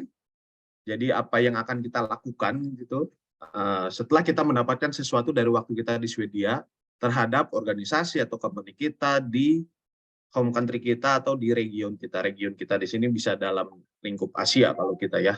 Dan ini hanya 1000 karakter termasuk spasi. Jadi ini sangat tricky. Ini bisa jadi hanya 6-7 kalimat pengalaman saya ini. Jadi 1000 karakter termasuk spasi, titik, koma, semuanya itu dihitung. Jadi ini teman-teman harus waspada di sini, tidak bisa bertele-tele. Oke, langsung next saja Mas Widi. Ya, ini saya akan next sekali. Oke, dah. Next dari pertama dulu aja Mas Widi, maaf. Dari yang baris paling pertama. Oke, ini saya akan share perbedaan motivation letter saya tahun 2021, yang tengah ini 2022 punya saya, dan 2022 punya award SSGP yang lain yang bidangnya non science ya, karena saya kan science dari railway engineering di KTH gitu. Nah kita bisa lihat misalnya contoh tahun 2021 saya bilangnya saya akan oh ya ini saya berbicara tentang general improving people life quality through public transportation bla bla bla, ambition particularly interested bla bla bla gitu. Ini terlalu bertele-tele. Jadi saya langsung persingkat di tahun 2022 saya railway engineer, saya part of company XXX dan saya punya tujuan untuk mengurangi kemacetan di Jakarta dan ini berkesesuaian dengan SDG Goal nomor 11 yaitu Sustainable City. Ini juga sama juga nih ternyata dari teman saya juga bilang bahwa dia punya program yang inline dengan SDG nomor 4 yaitu increase the supply of qualified teacher. Nah, gitu. Jadi kita langsung mention kita menuju SDG berapa gitu. Nih nggak perlu lagi ngomongin apa nih kalimat general saya has been my ambition bla bla, saya tertarik di railway karena apa bla bla, kepanjangan karena kita nggak punya banyak apa namanya space. Next Mas Yudi. Lalu contohnya juga nih tahun 2021 saya tulis saya sudah bekerja di sini menginspirasi dan memotivasi saya supaya berkontribusi lebih dan memberikan greater impact to the field gitu. Nah ini nggak jelas nih kalimatnya, terlalu general gitu. Apa gitu? Emang kenapa? Yang memotivasi saya itu apa gitu? Yang memberikan saya inspirasi untuk apa namanya pengen sekolah lagi itu apa gitu. Nah ini saya jelaskan di yang tahun berikutnya karena saya sering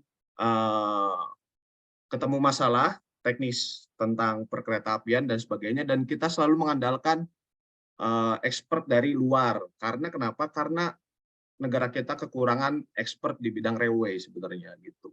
Nah disitulah saya kasih tahu tekankan bahwa saya ingin menjadi expert di bidang railway tersebut. Itu yang memotivasi saya untuk belajar lagi gitu. Yang nantinya mudah-mudahan bisa berpengaruh di perkeretaapian Indonesia gitu. Jadi jelaskan gitu keresahannya apa gitu. Tidak cukup hanya dengan dari pengalaman kerja saya memotivasi saya pengen belajar lagi. Nah itu apa gitu. Jadi jelaskan secara detail ya. Next Mas Widi. Berikutnya lagi nih. Saya tuliskan di sini tahun 2021 waktu saya tidak berhasil, saya tulisnya juga masih terlalu general. Saya bilang mengejar master degree akan menambah pengetahuan saya dan memberikan saya pengetahuan lebih dalam tentang railway engineering dan sustainability-nya gitu. Ya, terus kenapa gitu? Maksudnya mengejar master degree di seperti itu kan nggak harus di Swedia kan, nggak harus di KTH kan gitu. Kenapa? Padahal bisa di tempat lain juga gitu. Kenapa harus di KTH gitu?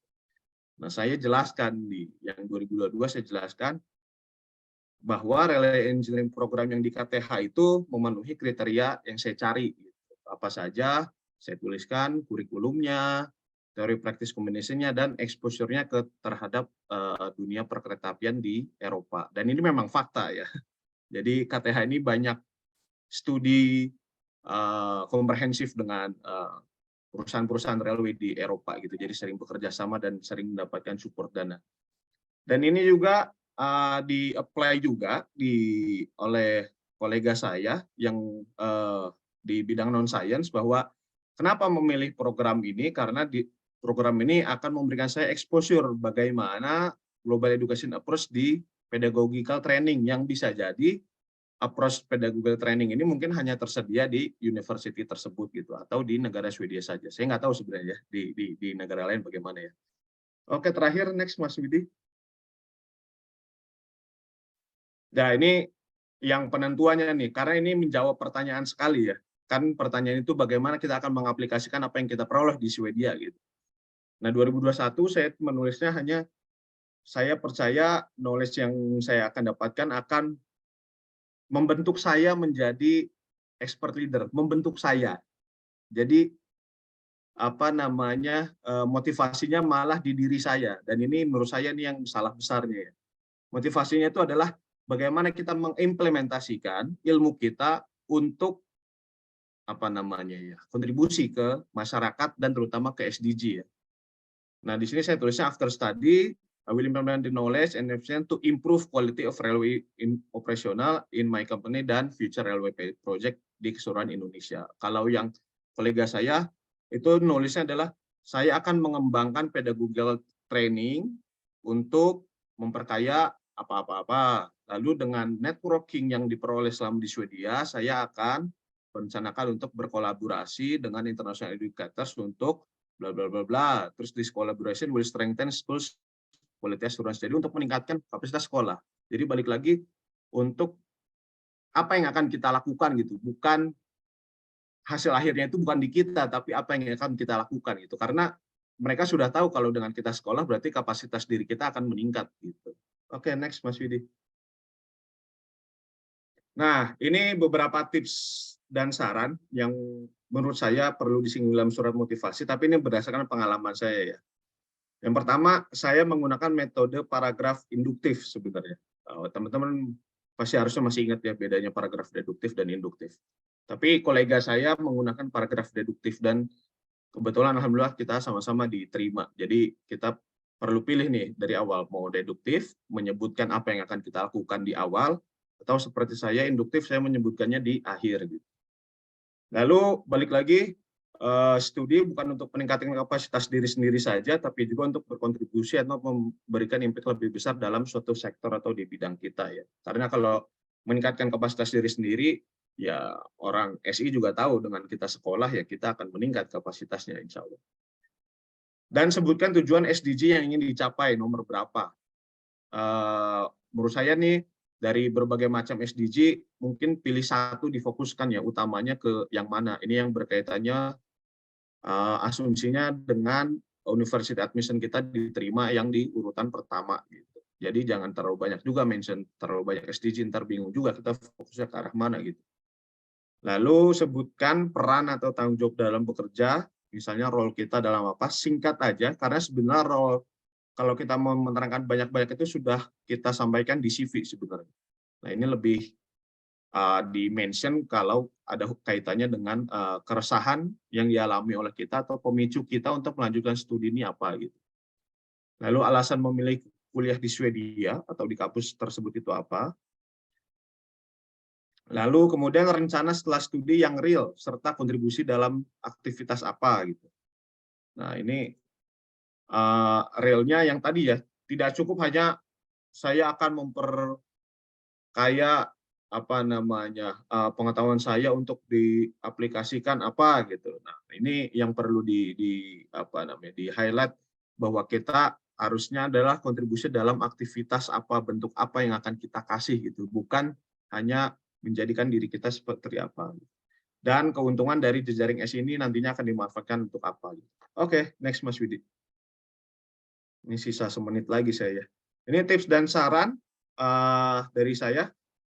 Sama seperti Mas Hafiz, yang paling pertama otentik, plagiarisme sangat ditentang karena ya mungkin di Swedia sini mereka ada punya mesin atau apa yang bisa mendeteksi suatu plagiarisme, saya juga tidak tahu.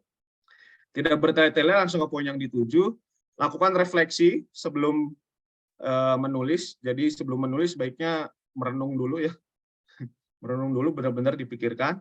Terus mindset bahwa studi ini bukan tujuan akhir, tapi ini katalis berpengaruh untuk kita mencapai tujuan yang lebih besar lagi.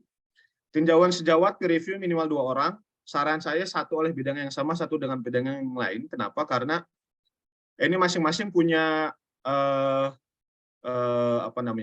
keuntungannya. Oleh bidang yang sama itu tujuannya adalah untuk menonjolkan apa yang bisa kita lakukan sesuai bidang kita.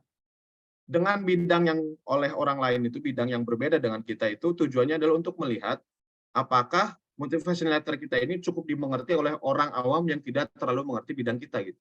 Karena kan kita nggak tahu deh, yang nantinya akan baca motivation letter dari SI ini, dia bidang apa. Bisa aja kemarin yang baca motivation letter saya misalnya dari bidang hukum gitu, misalnya kan dari bidang sosial, sedangkan saya dari bidang engineering.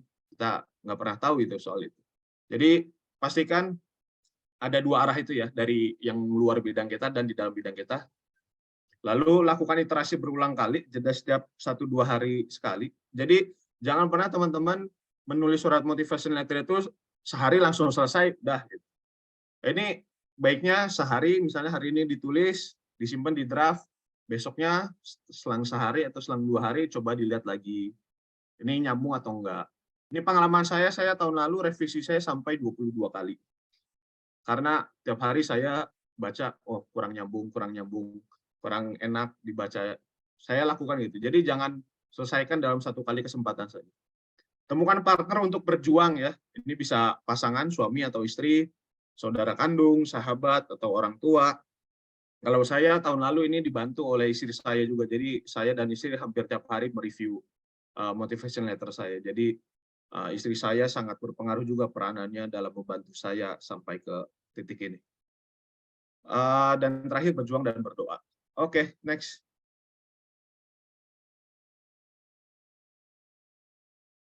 Ya, ini beberapa pertanyaan saya jawab secara singkat saja ya. Tips menyusun motivation letter sudah dijelaskan tadi. Terus ada pertanyaan, jika pendidikan S1 berbeda dengan studi S2, bagaimana? Bisa tunjukkan dalam CV dan motivation letter-nya saja ya. Tidak ada syarat khusus IPK, apakah ada award SISGP di bawah 3? Ada, dan ini tidak menjadi masalah. IPK saya di bawah 3. Jika sudah memiliki gelar magister, apakah memungkinkan diterima dengan beasiswa ini? Ya, Mas Hafiz bisa jawab nih. Kebetulan Mas Hafiz kasusnya sama nih.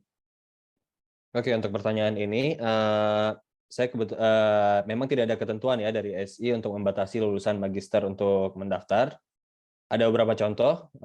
Kebetulan saya sendiri juga sebelumnya sudah mendapatkan gelar magister dan alhamdulillah lulus.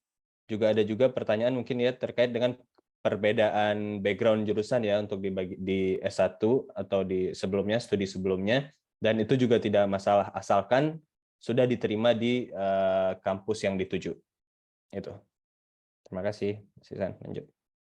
Ya, ini terakhir aja. Jika ingin berkarir di Swedia selalu sandi, bagaimana mengemasnya dalam motivation letter? Apakah akan dicap tidak cinta?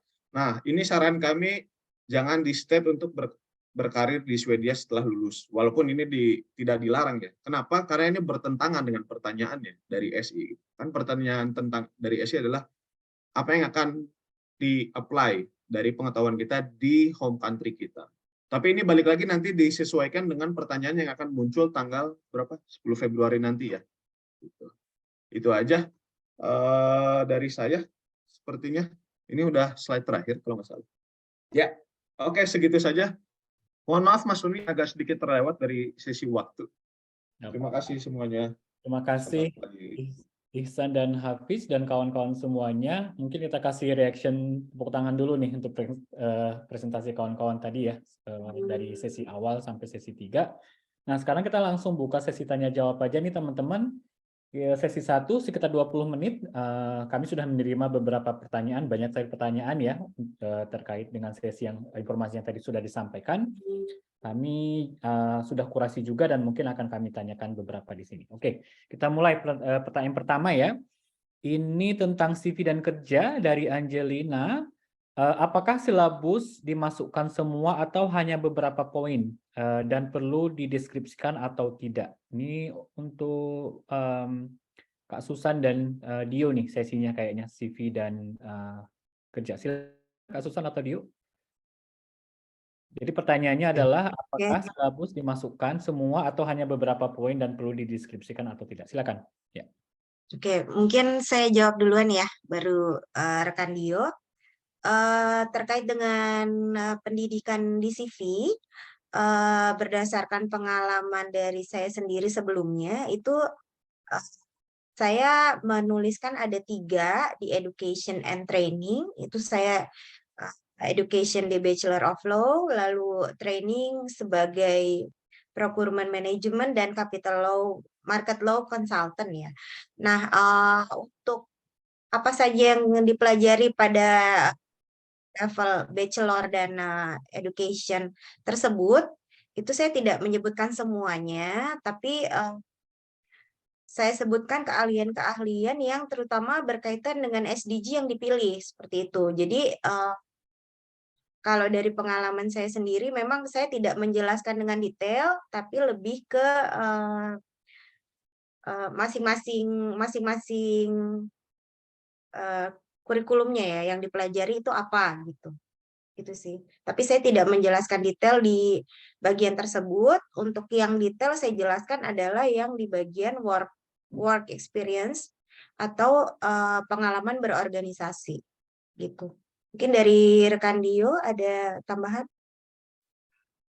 Iya, kurang lebih sama kayak yang Kak Susan bilang tadi, untuk pendidikan, sebenarnya itu garis besar aja, garis besar dari pendidikan kita belajar apa gitu.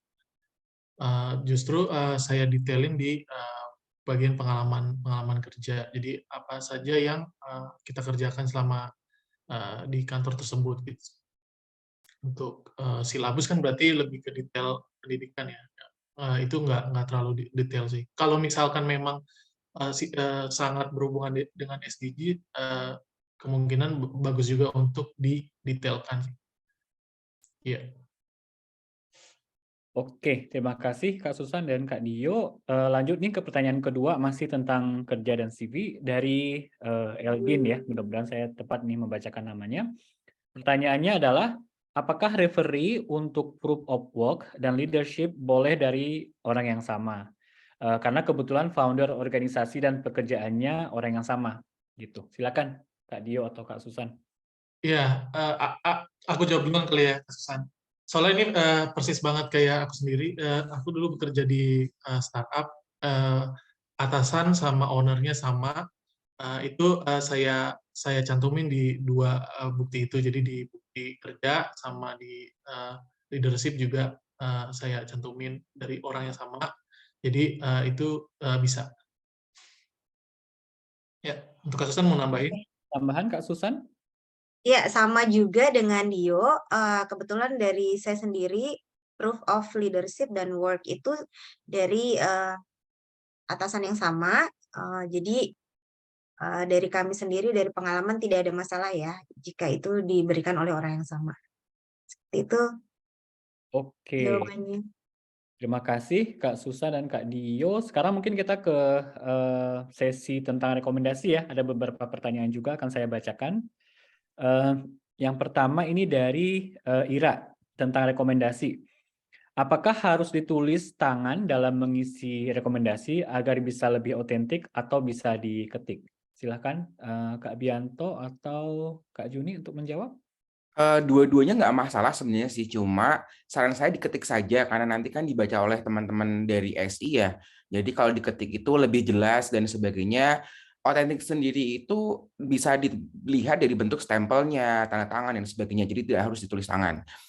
Kenapa saya lebih sarankan untuk ketik, karena lebih enak melihatnya sih. Bacanya juga lebih enak. Takutnya nanti kan masing-masing orang tuh punya jenis atau ciri tulisan tangan yang berbeda, takutnya tidak terbaca malah begitu. Kak Bianto mau tambahin, mungkin tadi agak miss karena saya menjelaskan soal tulis tangan. Jadi mau saya tekanin lagi, yang saya maksud dengan tulis tangan di penjelasan saya sebelumnya itu hanya pada nama, tempat, dan tanggal ya, teman-teman. Jadi di kolom paling bawah itu kan ada date and place, ada sign, ada tanda tangan signature, sama ada stamp. Nah, penulisan nama, tulisan nama tempat dan tanggal saya menggunakan tulis tangan dari pemberi reference letter saya dan juga tanda tangan dan juga stamp. Tapi untuk isi dari reference letter saya tetap diketik, itu tujuannya benar kata Kak Bianto untuk memastikan kejelasan dari informasi yang kita sampaikan gitu. Jadi lebih mudah dipahami. Ya, terima kasih. Oke, terima kasih Kak Bianto dan Kak Juni. Pertanyaan selanjutnya nih masih tentang rekomendasi dari Livi. Bagaimana jika terlibat dalam organisasi sebatas narasumber event dan bukan organisasi harian gitu? Apakah mumpuni untuk dicantumkan? Silakan. Menurut saya sih tidak ya, atau kurang. Kenapa? Karena ketika kita meminta rekomendasi itu seyogyanya dari pihak yang memang kita reguler di sana, atau mungkin kayak kita volunteer atau sukarelawan di sana yang beberapa kali, tidak hanya sekali begitu. Karena itu akan jauh lebih baik, karena kalau hanya sekali, secara logika juga dari pihak SI bakal melihat ini dari segi kepemimpinan yang mana nih, hanya cuma sekali pembicara seperti itu. Tapi kalau teman-teman ingin memastikan, silahkan kontak ke SI untuk lebih jelasnya. Tapi dari kami sih, secara logika agak tidak masuk ya kalau cuma pembicaranya satu kali saja begitu. Ya, cukup Kak. Ya, oke. Sip, kalau begitu kita beralih ke sesi 3 nih, ada beberapa pertanyaan juga yang tentang motivation letter ya. Nanti akan dijawab oleh Mas Ihsan dan Mas Hafiz. Oke, dari Grace, untuk Motlet, apakah memang sebaiknya menyebutkan kontribusi yang bisa kita berikan untuk negara asal setelah kita studi di Sweden? Silakan, Hafiz. Oke, saya akan jawab pertanyaan ini. Saya tidak akan mengambil waktu banyak ya, karena ini memang pertanyaan sudah dijawab tadinya. Iya, memang memang sangat penting untuk menyebutkan kontribusi apa yang akan kita berikan untuk negara setelah kita studi. Itu memang hal yang paling penting di dalam motivation letter sebenarnya. Demikian, terima kasih. Terima kasih Hafiz. Ihsan mau menambahkan? Enggak, sudah cukup. Tadi saya udah jelaskan di materi. Oke. Pertanyaan kedua nih dari Anissa tentang Motlet juga. Jika mendaftar 2 kampus berbeda dan jurusannya berbeda, untuk Motletnya apa perlu disebut kedua jurusan tersebut? Contoh tadi Kak Ihsan menyebutkan kurikulum Railway Engineering di KTH. Kira-kira bagaimana ya sarannya? Gitu. Silakan. Ya, oke, terima kasih Mas Tony. Kalau dari saya, ini kan daftar universitas misalnya sudah dilakukan ya. Jadi sebenarnya orang SI juga sudah memegang daftar itu. Jadi kalau dari saya sebaiknya fokus ke urutan yang di prioritas universitas admission-nya paling utama, paling atas gitu. Karena saya khawatirnya kalau dua-duanya disebutkan di Motlet, itu space-nya nggak akan cukup, karena 1000 karakter itu sangat singkat. Ya. Jadi fokus mana yang mau kita di prioritasnya paling utama pada saat mendaftar kuliah kemarin, dengan asumsi kita diterima di jurusan pertama. Oke, makasih Ihsan. Hafiz mau menambahkan? Kebetulan saya nggak ada pengalaman untuk di 2 jurusan berbeda ya, jadi mungkin sudah cukup dari Ihsan. Oke, kalau gitu, kita masih ada pertanyaan nih beberapa sesi lain. Dari sesi yang pertama ke sesi pertama nih yang tentang work dan CV, ada pertanyaan dari Amel. Nanti Kak Dio dan Kak Susan minta tolong dijawab ya. Apabila form work and leadership experience hanya tanda tangan berada pada halaman kedua, apakah setiap halamannya perlu cap basah dan tanda tangan lagi? Silakan, Kak Dio atau Kak Susan. Oke, aku mau jawab.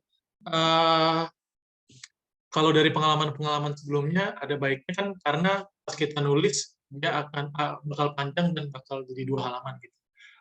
Banyak yang bilang kalau dicap di 2 tempat. Tapi kalau pengalaman aku sendiri sih 2 halaman tersebut aku print menjadi jadi 1 halaman, terus tanda tangan sama capnya cuma 1 kayak gitu.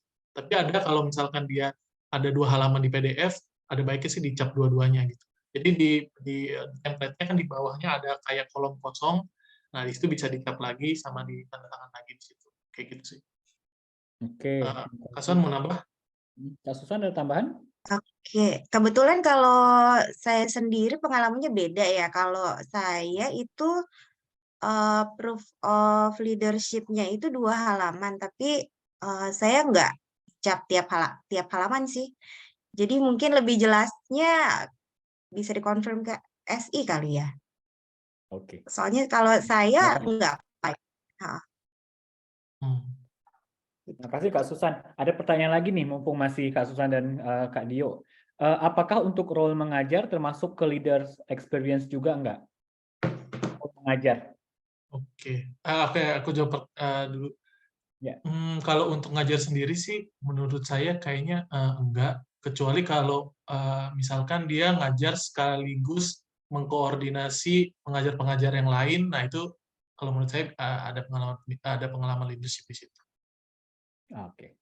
Sip, Untuk terima Kak Susan kasih. mau nambahin? Kak Susan? Mengajar berarti kerja sebagai guru kan ya ini ya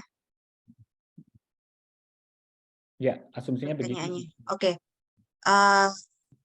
Untuk ngajar nggak apa-apa sih, cuman yang leadership-nya itu sepengetahuan kami sesuai website SI, leadership hanya untuk diberikan ketika dia memimpin. Jadi apakah ketika mengajar itu ada pengalaman kepemimpinan atau tidak, seperti itu sih untuk yang leadership ya. Oke. Itu. Sip. Oke, terima kasih Kak Susan dan Dio. Kita beralih ke rekomendasi. Ini ada beberapa pertanyaan tambahan juga. Dari Rehan, apakah rekomendasi untuk scan-nya harus warna atau hitam putih? Silakan Bianto atau Warna sih. warna ya. Kalau kesusahan tuh sebenarnya teman-teman juga bisa pakai HP sih kalau nggak punya mesin pemindah ya, itu bisa pakai HP, bisa mungkin di beberapa HP itu dia langsung bisa jadikan PDF seperti itu. Oke. Juni mau menambahkan? Cukup. Cukup. Sip, terima kasih. Kemudian pertanyaan selanjutnya masih direkomendasi dari Intan. Saya pernah bekerja di startup yang sekarang sudah gulung tikar. Apakah rekomendasi yang saya minta dari mantan pimpinan saat itu masih valid? Kalau dari pihak SI sendiri, kalau teman-teman baca, itu sebenarnya informasi sudah lengkap di sana. Poinnya adalah teman-teman boleh meminta rekomendasi dari atasan teman-teman sebelumnya, tapi sebisa mungkin masih aktif di sana. Begitu. Jadi poinnya sebenarnya bukan masalah sudah gulung tikar atau tidak, tapi apakah organisasi tersebut masih ada dan orangnya juga masih ada. Karena kan ingat, kita kan SI minta untuk stempel atau cap, dan itu kalau organisasi tidak ada tidak valid jadinya, seperti itu. Jadi saran saya cari yang lainnya lagi saja.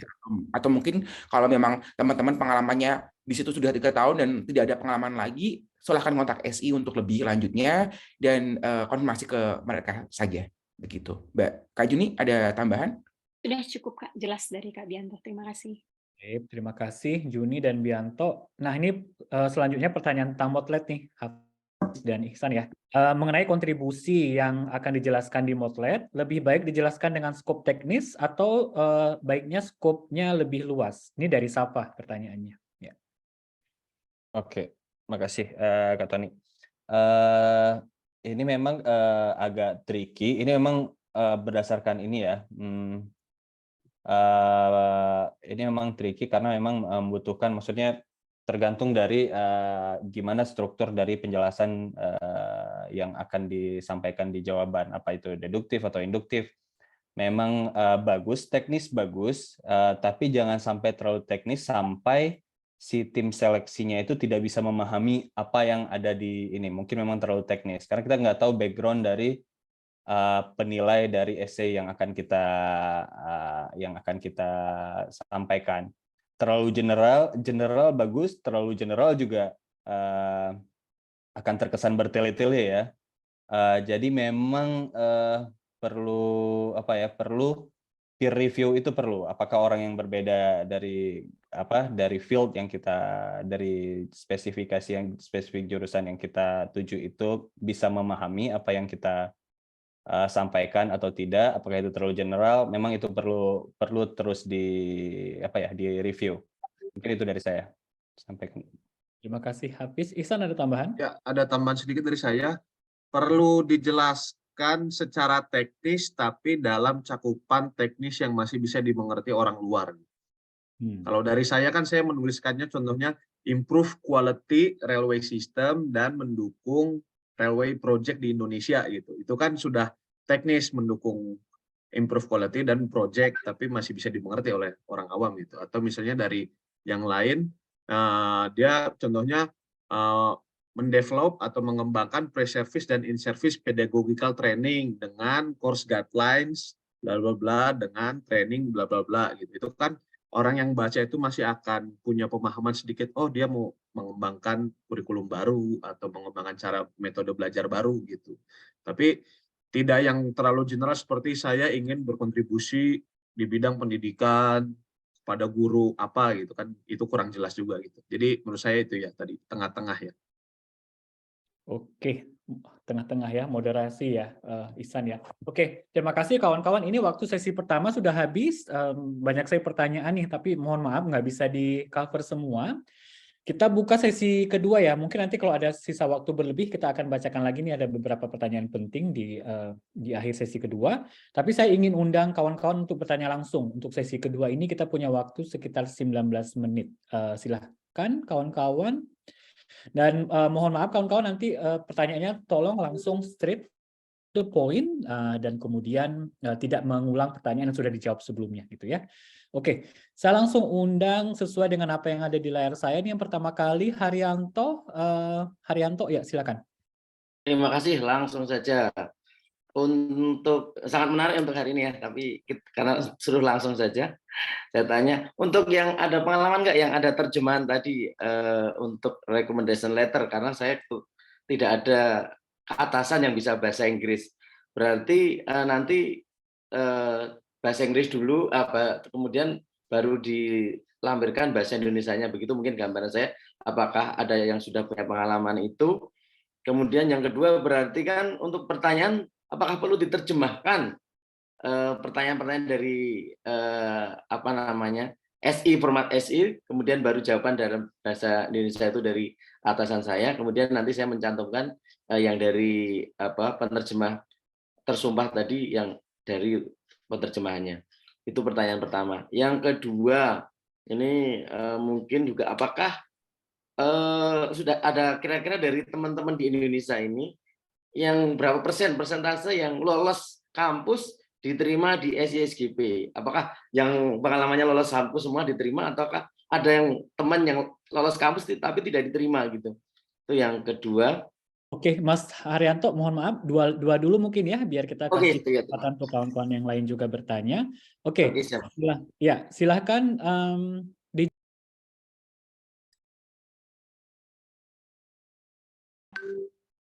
Oke, Mas Tony, suaranya mute, tapi kayaknya saya bisa jawab yang pertama tadi. Oke, maaf ya. Tidak apa-apa. Jadi untuk yang terjemahan, jadi kalau memang pemberi rekomendasi tidak bisa bahasa Inggris, boleh bahasa Indonesia, tapi nanti saat diunggah urutannya jadinya dokumen aslinya dalam bahasa Indonesia. Saran saya untuk, karena harus mengikuti format SI, pertanyaan jangan diterjemahkan di sana, tapi teman-teman bisa menginformasikan, memberi rekomendasi bahwa pertanyaan pertama itu terjemahnya ini, tapi untuk dokumennya jangan diterjemahkan sama sekali. Jadi diisi dalam bahasa Indonesia, tapi pertanyaan jangan diterjemahkan.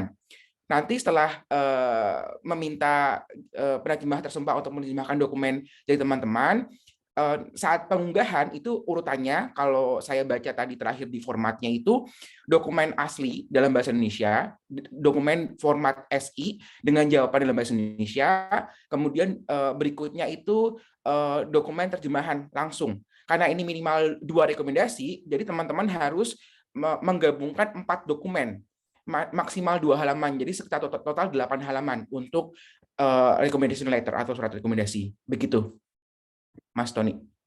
Oke, terima kasih Bianto. Juni ada tambahan?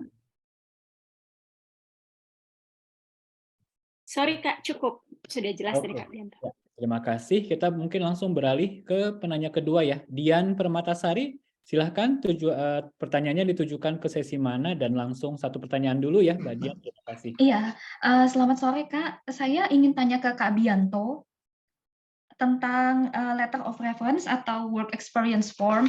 Kan seperti ini ya Kak, kalau misalnya headingnya ini kita tidak bisa delete itu jadi bagaimana, harus satu halaman seperti ini atau seperti yang tadi Kak Bianto tampilkan di layar? Terima kasih.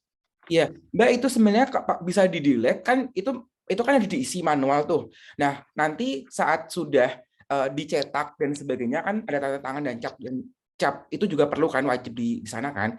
Nanti pas saat dipindai itu kan mau nggak mau cetak semua. Kedua halaman yang sebelumnya dihapus aja Mbak, jadi dipindai ulang lagi jatuhnya. Oh, oke. Jadi yang atasnya ini dihapus aja ya Kak. Jadi yang di-scan mulai dari yang sini aja gitu ya Kak Bianto. Ya betul, yang dari ini Mbak, yang dari ada letter of reference of form sama yang paling bawah tuh. Maksimal 2 halaman ya Mbak ya, berarti. Oh, oke. Iya. Terima kasih Kak Bianto. Sama. Oke, terima kasih. Penanya selanjutnya, Jarvis, silakan satu pertanyaan dan langsung ditujukan ke siapa?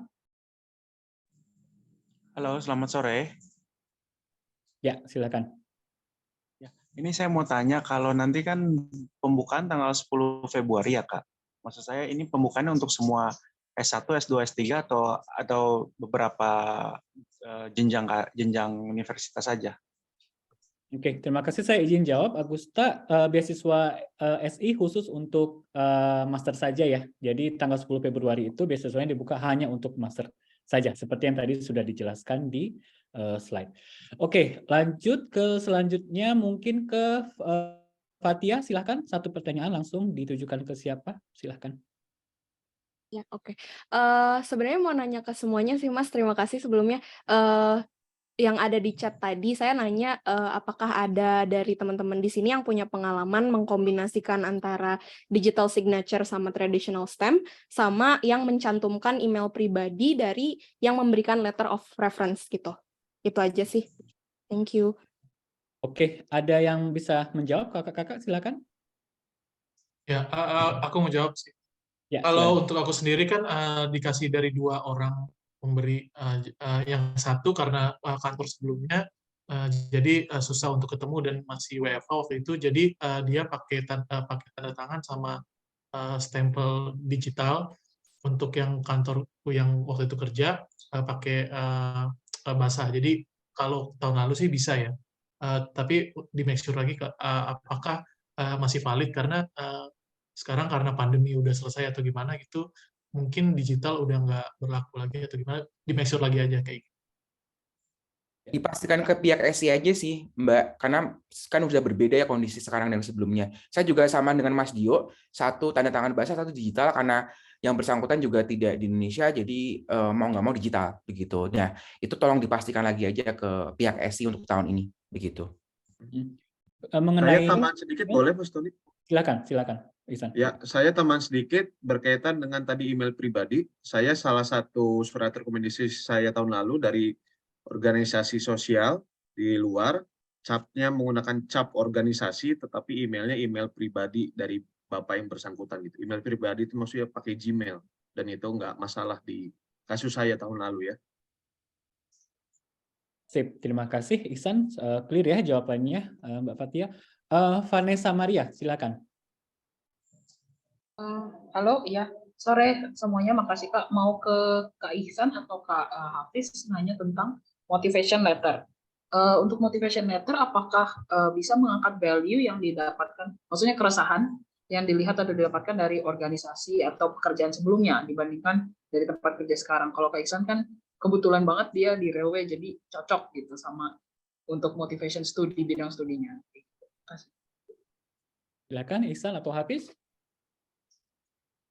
Oke, Mbak Vanessa tadi ya. Sangat bisa sebenarnya ya untuk membandingkan apa yang ada kondisi existing dengan apa yang akan dicapai ya. Itu juga bisa dikaitkan nanti dengan apa yang akan kontribusi dari studi yang didapatkan selama Swedia untuk mengubah tadi keresahan ya, ininya ya, underline-nya ya. Apa yang mau dirubah setelah studi nantinya, itu menurut saya sangat relevan sih gitu. Maaf Kak, maksudnya ini yang keresahan atau value-nya didapatkan dari pekerjaan sebelumnya, bukan dari yang pekerjaan sekarang. Maaf, thank you. Oke. Itu sebenarnya proporsionalitas dalam ini kita nanti ya, dari di jawabannya ya. Sebanyak mana kita mau menjelaskan hal yang di kerjaan sebelumnya, terus kerjaan sekarang, terus bagaimana kontribusi kita ke sebelumnya, ke nantinya, itu nanti mungkin bisa lihat di proporsionalitas di ininya seberapa banyak kita, karena 1000 karakter itu cukup terbatas ya. Jadi kalau terlalu banyak menjelaskan tentang sebelumnya terus sekarang lagi, saya rasa akan cukup banyak mengambil space di essay-nya. Mungkin Ihsan mau nambahin? Ya, tambahan sedikit dari saya, fokus ke tujuan akhirnya aja setelah studi itu mau ngapain, karena itu pertanyaannya kan. Nggak masalah dapat keresahannya di periode kerja yang mana, menurut saya nggak masalah, dan sebisa mungkin kayaknya nggak perlu ditunjukkan juga sih di motivation letter, biar itu jadi keresahan pribadi aja gitu. Tapi yang penting ditujukannya ke prioritas akhirnya itu setelah kuliah S2 mau ngapain gitu, mau apa yang diberikan gitu. Itu sih, sambungkan ke sana. Oke, baik Kak. Terima kasih Ihsan dan Hafiz. Selanjutnya Evi. Evi S, silahkan. Ya Kak, halo selamat sore Kak. Terima kasih atas kesempatannya. Saya mau nanya terkait leadership. Misalnya masih dalam level staff gitu Kak, belum ada kayak belum sampai level manager. Nah, apakah nanti menonjolkan sisi leadership ini bisa lewat kita dikasih kesempatan sebagai PIC atau mungkin sebagai ketua kelompok kayak gitu Kak, atau leadershipnya ini harus misalnya jadi kepala apa atau manajer apa kayak gitu. Terima kasih. Oke, silakan kakak-kakak yang tentang leadership, siapa yang berkenan menjawab? Ya, aku mau jawab. Tadi sebenarnya di pilihan itu kan nggak cuma megang jabatan apa gitu, jadi pernah mengkoordinir beberapa orang juga itu termasuk pengalaman leadership. Jadi kalau misalkan punya pengalaman untuk memimpin suatu proyek dan memimpin beberapa orang, mengkoordinasi beberapa orang, dan bisa dibuktikan oleh pemberi tanda tangannya, itu bisa. Untuk yang lain ada yang mau nambahin? Oke, Kak Susan mungkin ada tambahan atau enggak? Dari saya cukup sama dengan Dio, ya cukup. Oke, thank you Kak Susan. Penanya selanjutnya nih, Sani, silakan. Ya, selamat pagi Kak. Mau menanyakan terkait sama tadi sih tentang leadership. Misalnya kita pernah jadi suatu ketua, apa ya, katakanlah program di tempat kerja gitu ya, ketua. Kalau saya kan kerja di rumah sakit, jadi kayak ketua tentang pelayanan maternal gitu. Nah, itu boleh nggak untuk pemberi referensinya itu, cuma sekarang saya udah nggak jadi ketua lagi, ketuanya udah ganti. Nah, itu boleh nggak pemberi referensinya nanti ketua yang selanjutnya gitu. Mungkin sekarang karena saya sudah nggak di organisasi, udah nggak di maternal lagi, jadi saya udah pindah gitu kan, otomatis ketua juga jadi pindah. Nah, saya bisa minta referensi dari dia atau memang harus atasan saya langsung yang sekarang?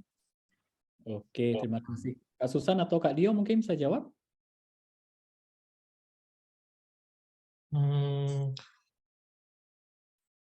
Ada baiknya dari atasan yang waktu itu kamu pernah ini ya, jadi atasannya apakah masih ada atau kalau masih bisa dikonteks, karena dia yang benar-benar tahu pengalaman kerja kita kan. Kalau yang sekarang dia nggak tahu waktu kita melakukan pengalaman kepemimpinan itu sih. Jadi ada baiknya di konteks yang lama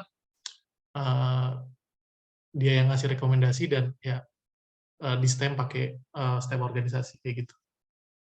Oke, terima kasih. Kak Susan ingin menambahkan? Iya, lebih baik sih yang menandatangani adalah atasan atau mungkin waktu jadi head kepala tadi bagian maternal, mungkin di atasnya lagi ada siapa yang responsible untuk mengawasi pekerjaan kamu, mungkin bisa minta dari beliau gitu ya. Lebih baik jangan yang dari peers kalau menurut kami sih. Gitu. Terima Ya. kasih Kak. Ya. Terima kasih.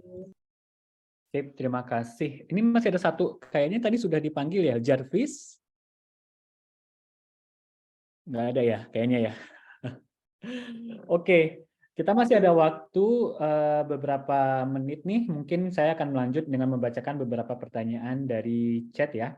ada beberapa pertanyaan di luar kategori 3 sesi tadi sebetulnya, tapi mungkin juga cukup relevan. Yang pertama tentang English requirement. Untuk English requirement, seberapa strict requirement di SI? Dan apakah jika nilai IELTS ada section yang kurang dari minimum menjadi pertimbangan? Ini pertanyaan dari Cak, English requirement. Ada kakak-kakak yang bisa menjawab? Mungkin Bianto pengalamannya? Iya, jadi untuk English requirement itu tergantung dari jurusan. Jadi pihak SI sendiri tidak mensyaratkan itu karena secara otomatis ketika kita daftar kampus itu jurusannya sudah menentukan level berapa yang dibutuhkan. Dan teman-teman harus ingat juga, harus baca juga masing-masing jurusan berbeda. Ada yang dia meminta level 6,5, ada yang 7 kalau standar IELTS-nya, ada mungkin 8. Beberapa jurusan ada yang 7, ada yang 8, ada yang 6,5. Tapi standarnya biasanya 6,5 dan itu balik lagi ke jurusan yang masing-masing teman sudah daftar sebelumnya. Jadi pihak SI ketika teman-teman lulus kampus itu otomatis sudah memenuhi syarat dari persyaratan bahasa Inggris tadi, begitu. Ya. Oke, terima kasih. Ada tambahan kakak-kakak yang lain? Oke, aku mau nambahin. Tadi ada yang nanya apakah D3 dan S1. Kalau pengalamanku sendiri karena aku dari D3 dan S1 itu bisa kalau S1-nya sudah lulus dan sebenarnya ini pertanyaan untuk pas daftar pas admission ya. Jadi waktu itu sih sebenarnya upload ijazah di dua-duanya di ijazah D3 dan S1 kayak gitu. Jadi bisa. Atau S1-nya sudah lulus. Yang penting S1-nya sudah lulus gitu ya. Ada bukti. Oke, terima kasih Dio. Pertanyaan lain nih, ini kayaknya juga cukup relevan. Accept and reject. Jika diterima di tahun ini, tapi karena beberapa alasan tertentu tidak bisa berangkat, apakah bisa di carry over? Atau harus apply ulang semua proses di SI dan SIGP gitu.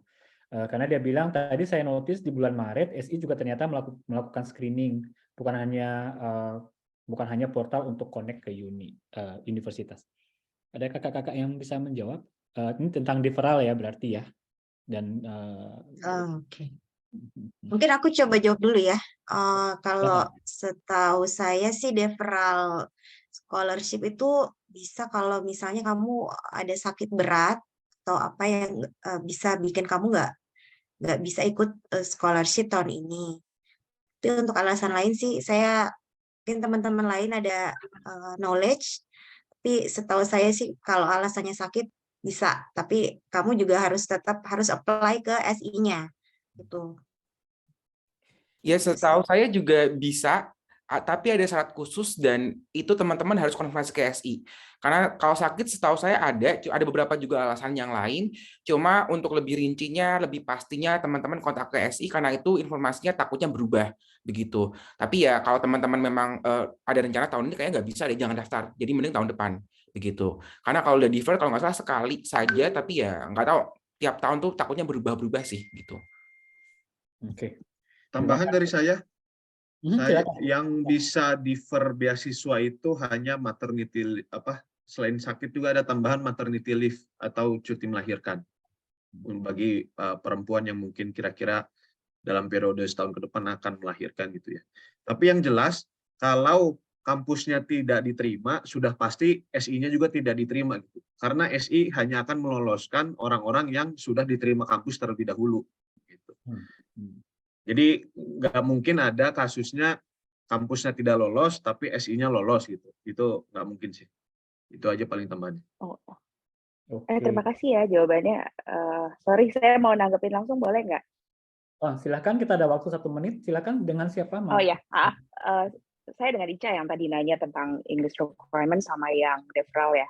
Tadi kalau alasannya maternity leave ya, kalau di kondisi saya kemungkinan saya belum bisa ninggalin anak nih.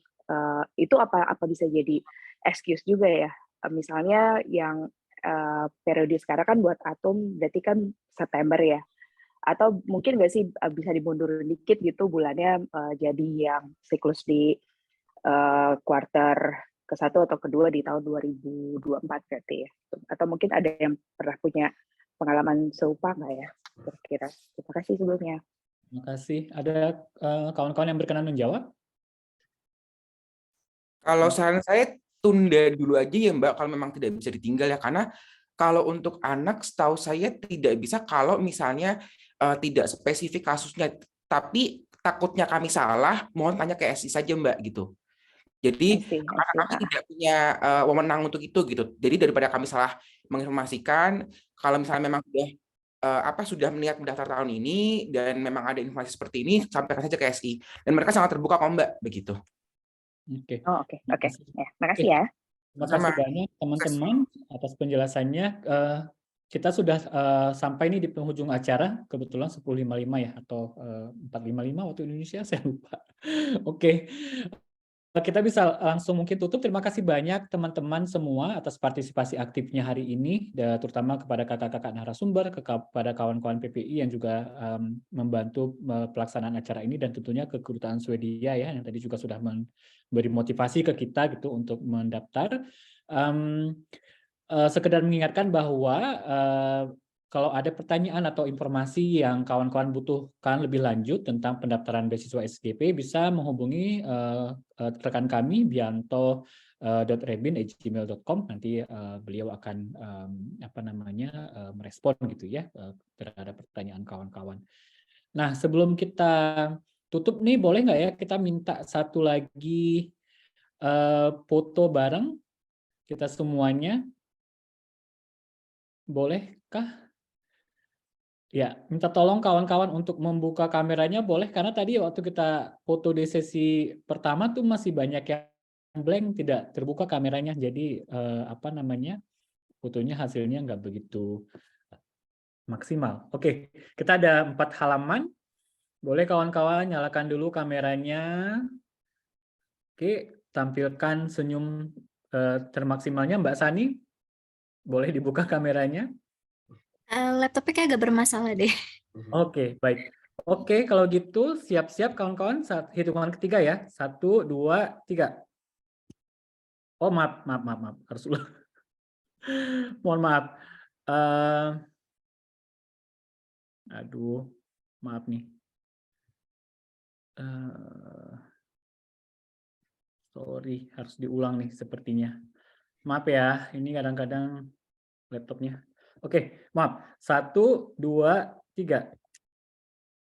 Kakak-kakak panitia boleh minta tolong di backup juga ya. 1, 2, 3. Lanjut halaman kedua. 1, 2. Mohon kawan-kawan untuk menyalakan videonya ya jika berkenan, biar fotonya bagus. 1, 2, 3. Oke. Halaman 3.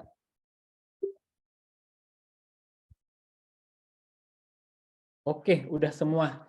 Sekali lagi terima kasih banyak kawan-kawan atas kehadirannya hari ini. Sekedar mengingatkan juga bahwa webinar hari ini adalah rangkaian dari 3 webinar series. Nanti akan ada sesi selanjutnya gitu ya. Kawan-kawan stay tune aja, nanti akan kami informasikan di sosial media PPI dan mengenai jalur sosial media lainnya juga gitu. Pastikan kawan-kawan terinformasi. Terima kasih untuk sesi hari ini kepada kakak-kakak semuanya, peserta maupun panitia. Dan selamat berakhir pekan. Terima kasih. Terima kasih teman-teman. Terima kasih Kak. Terima kasih. Semoga berhasil. Amin. Terima kasih.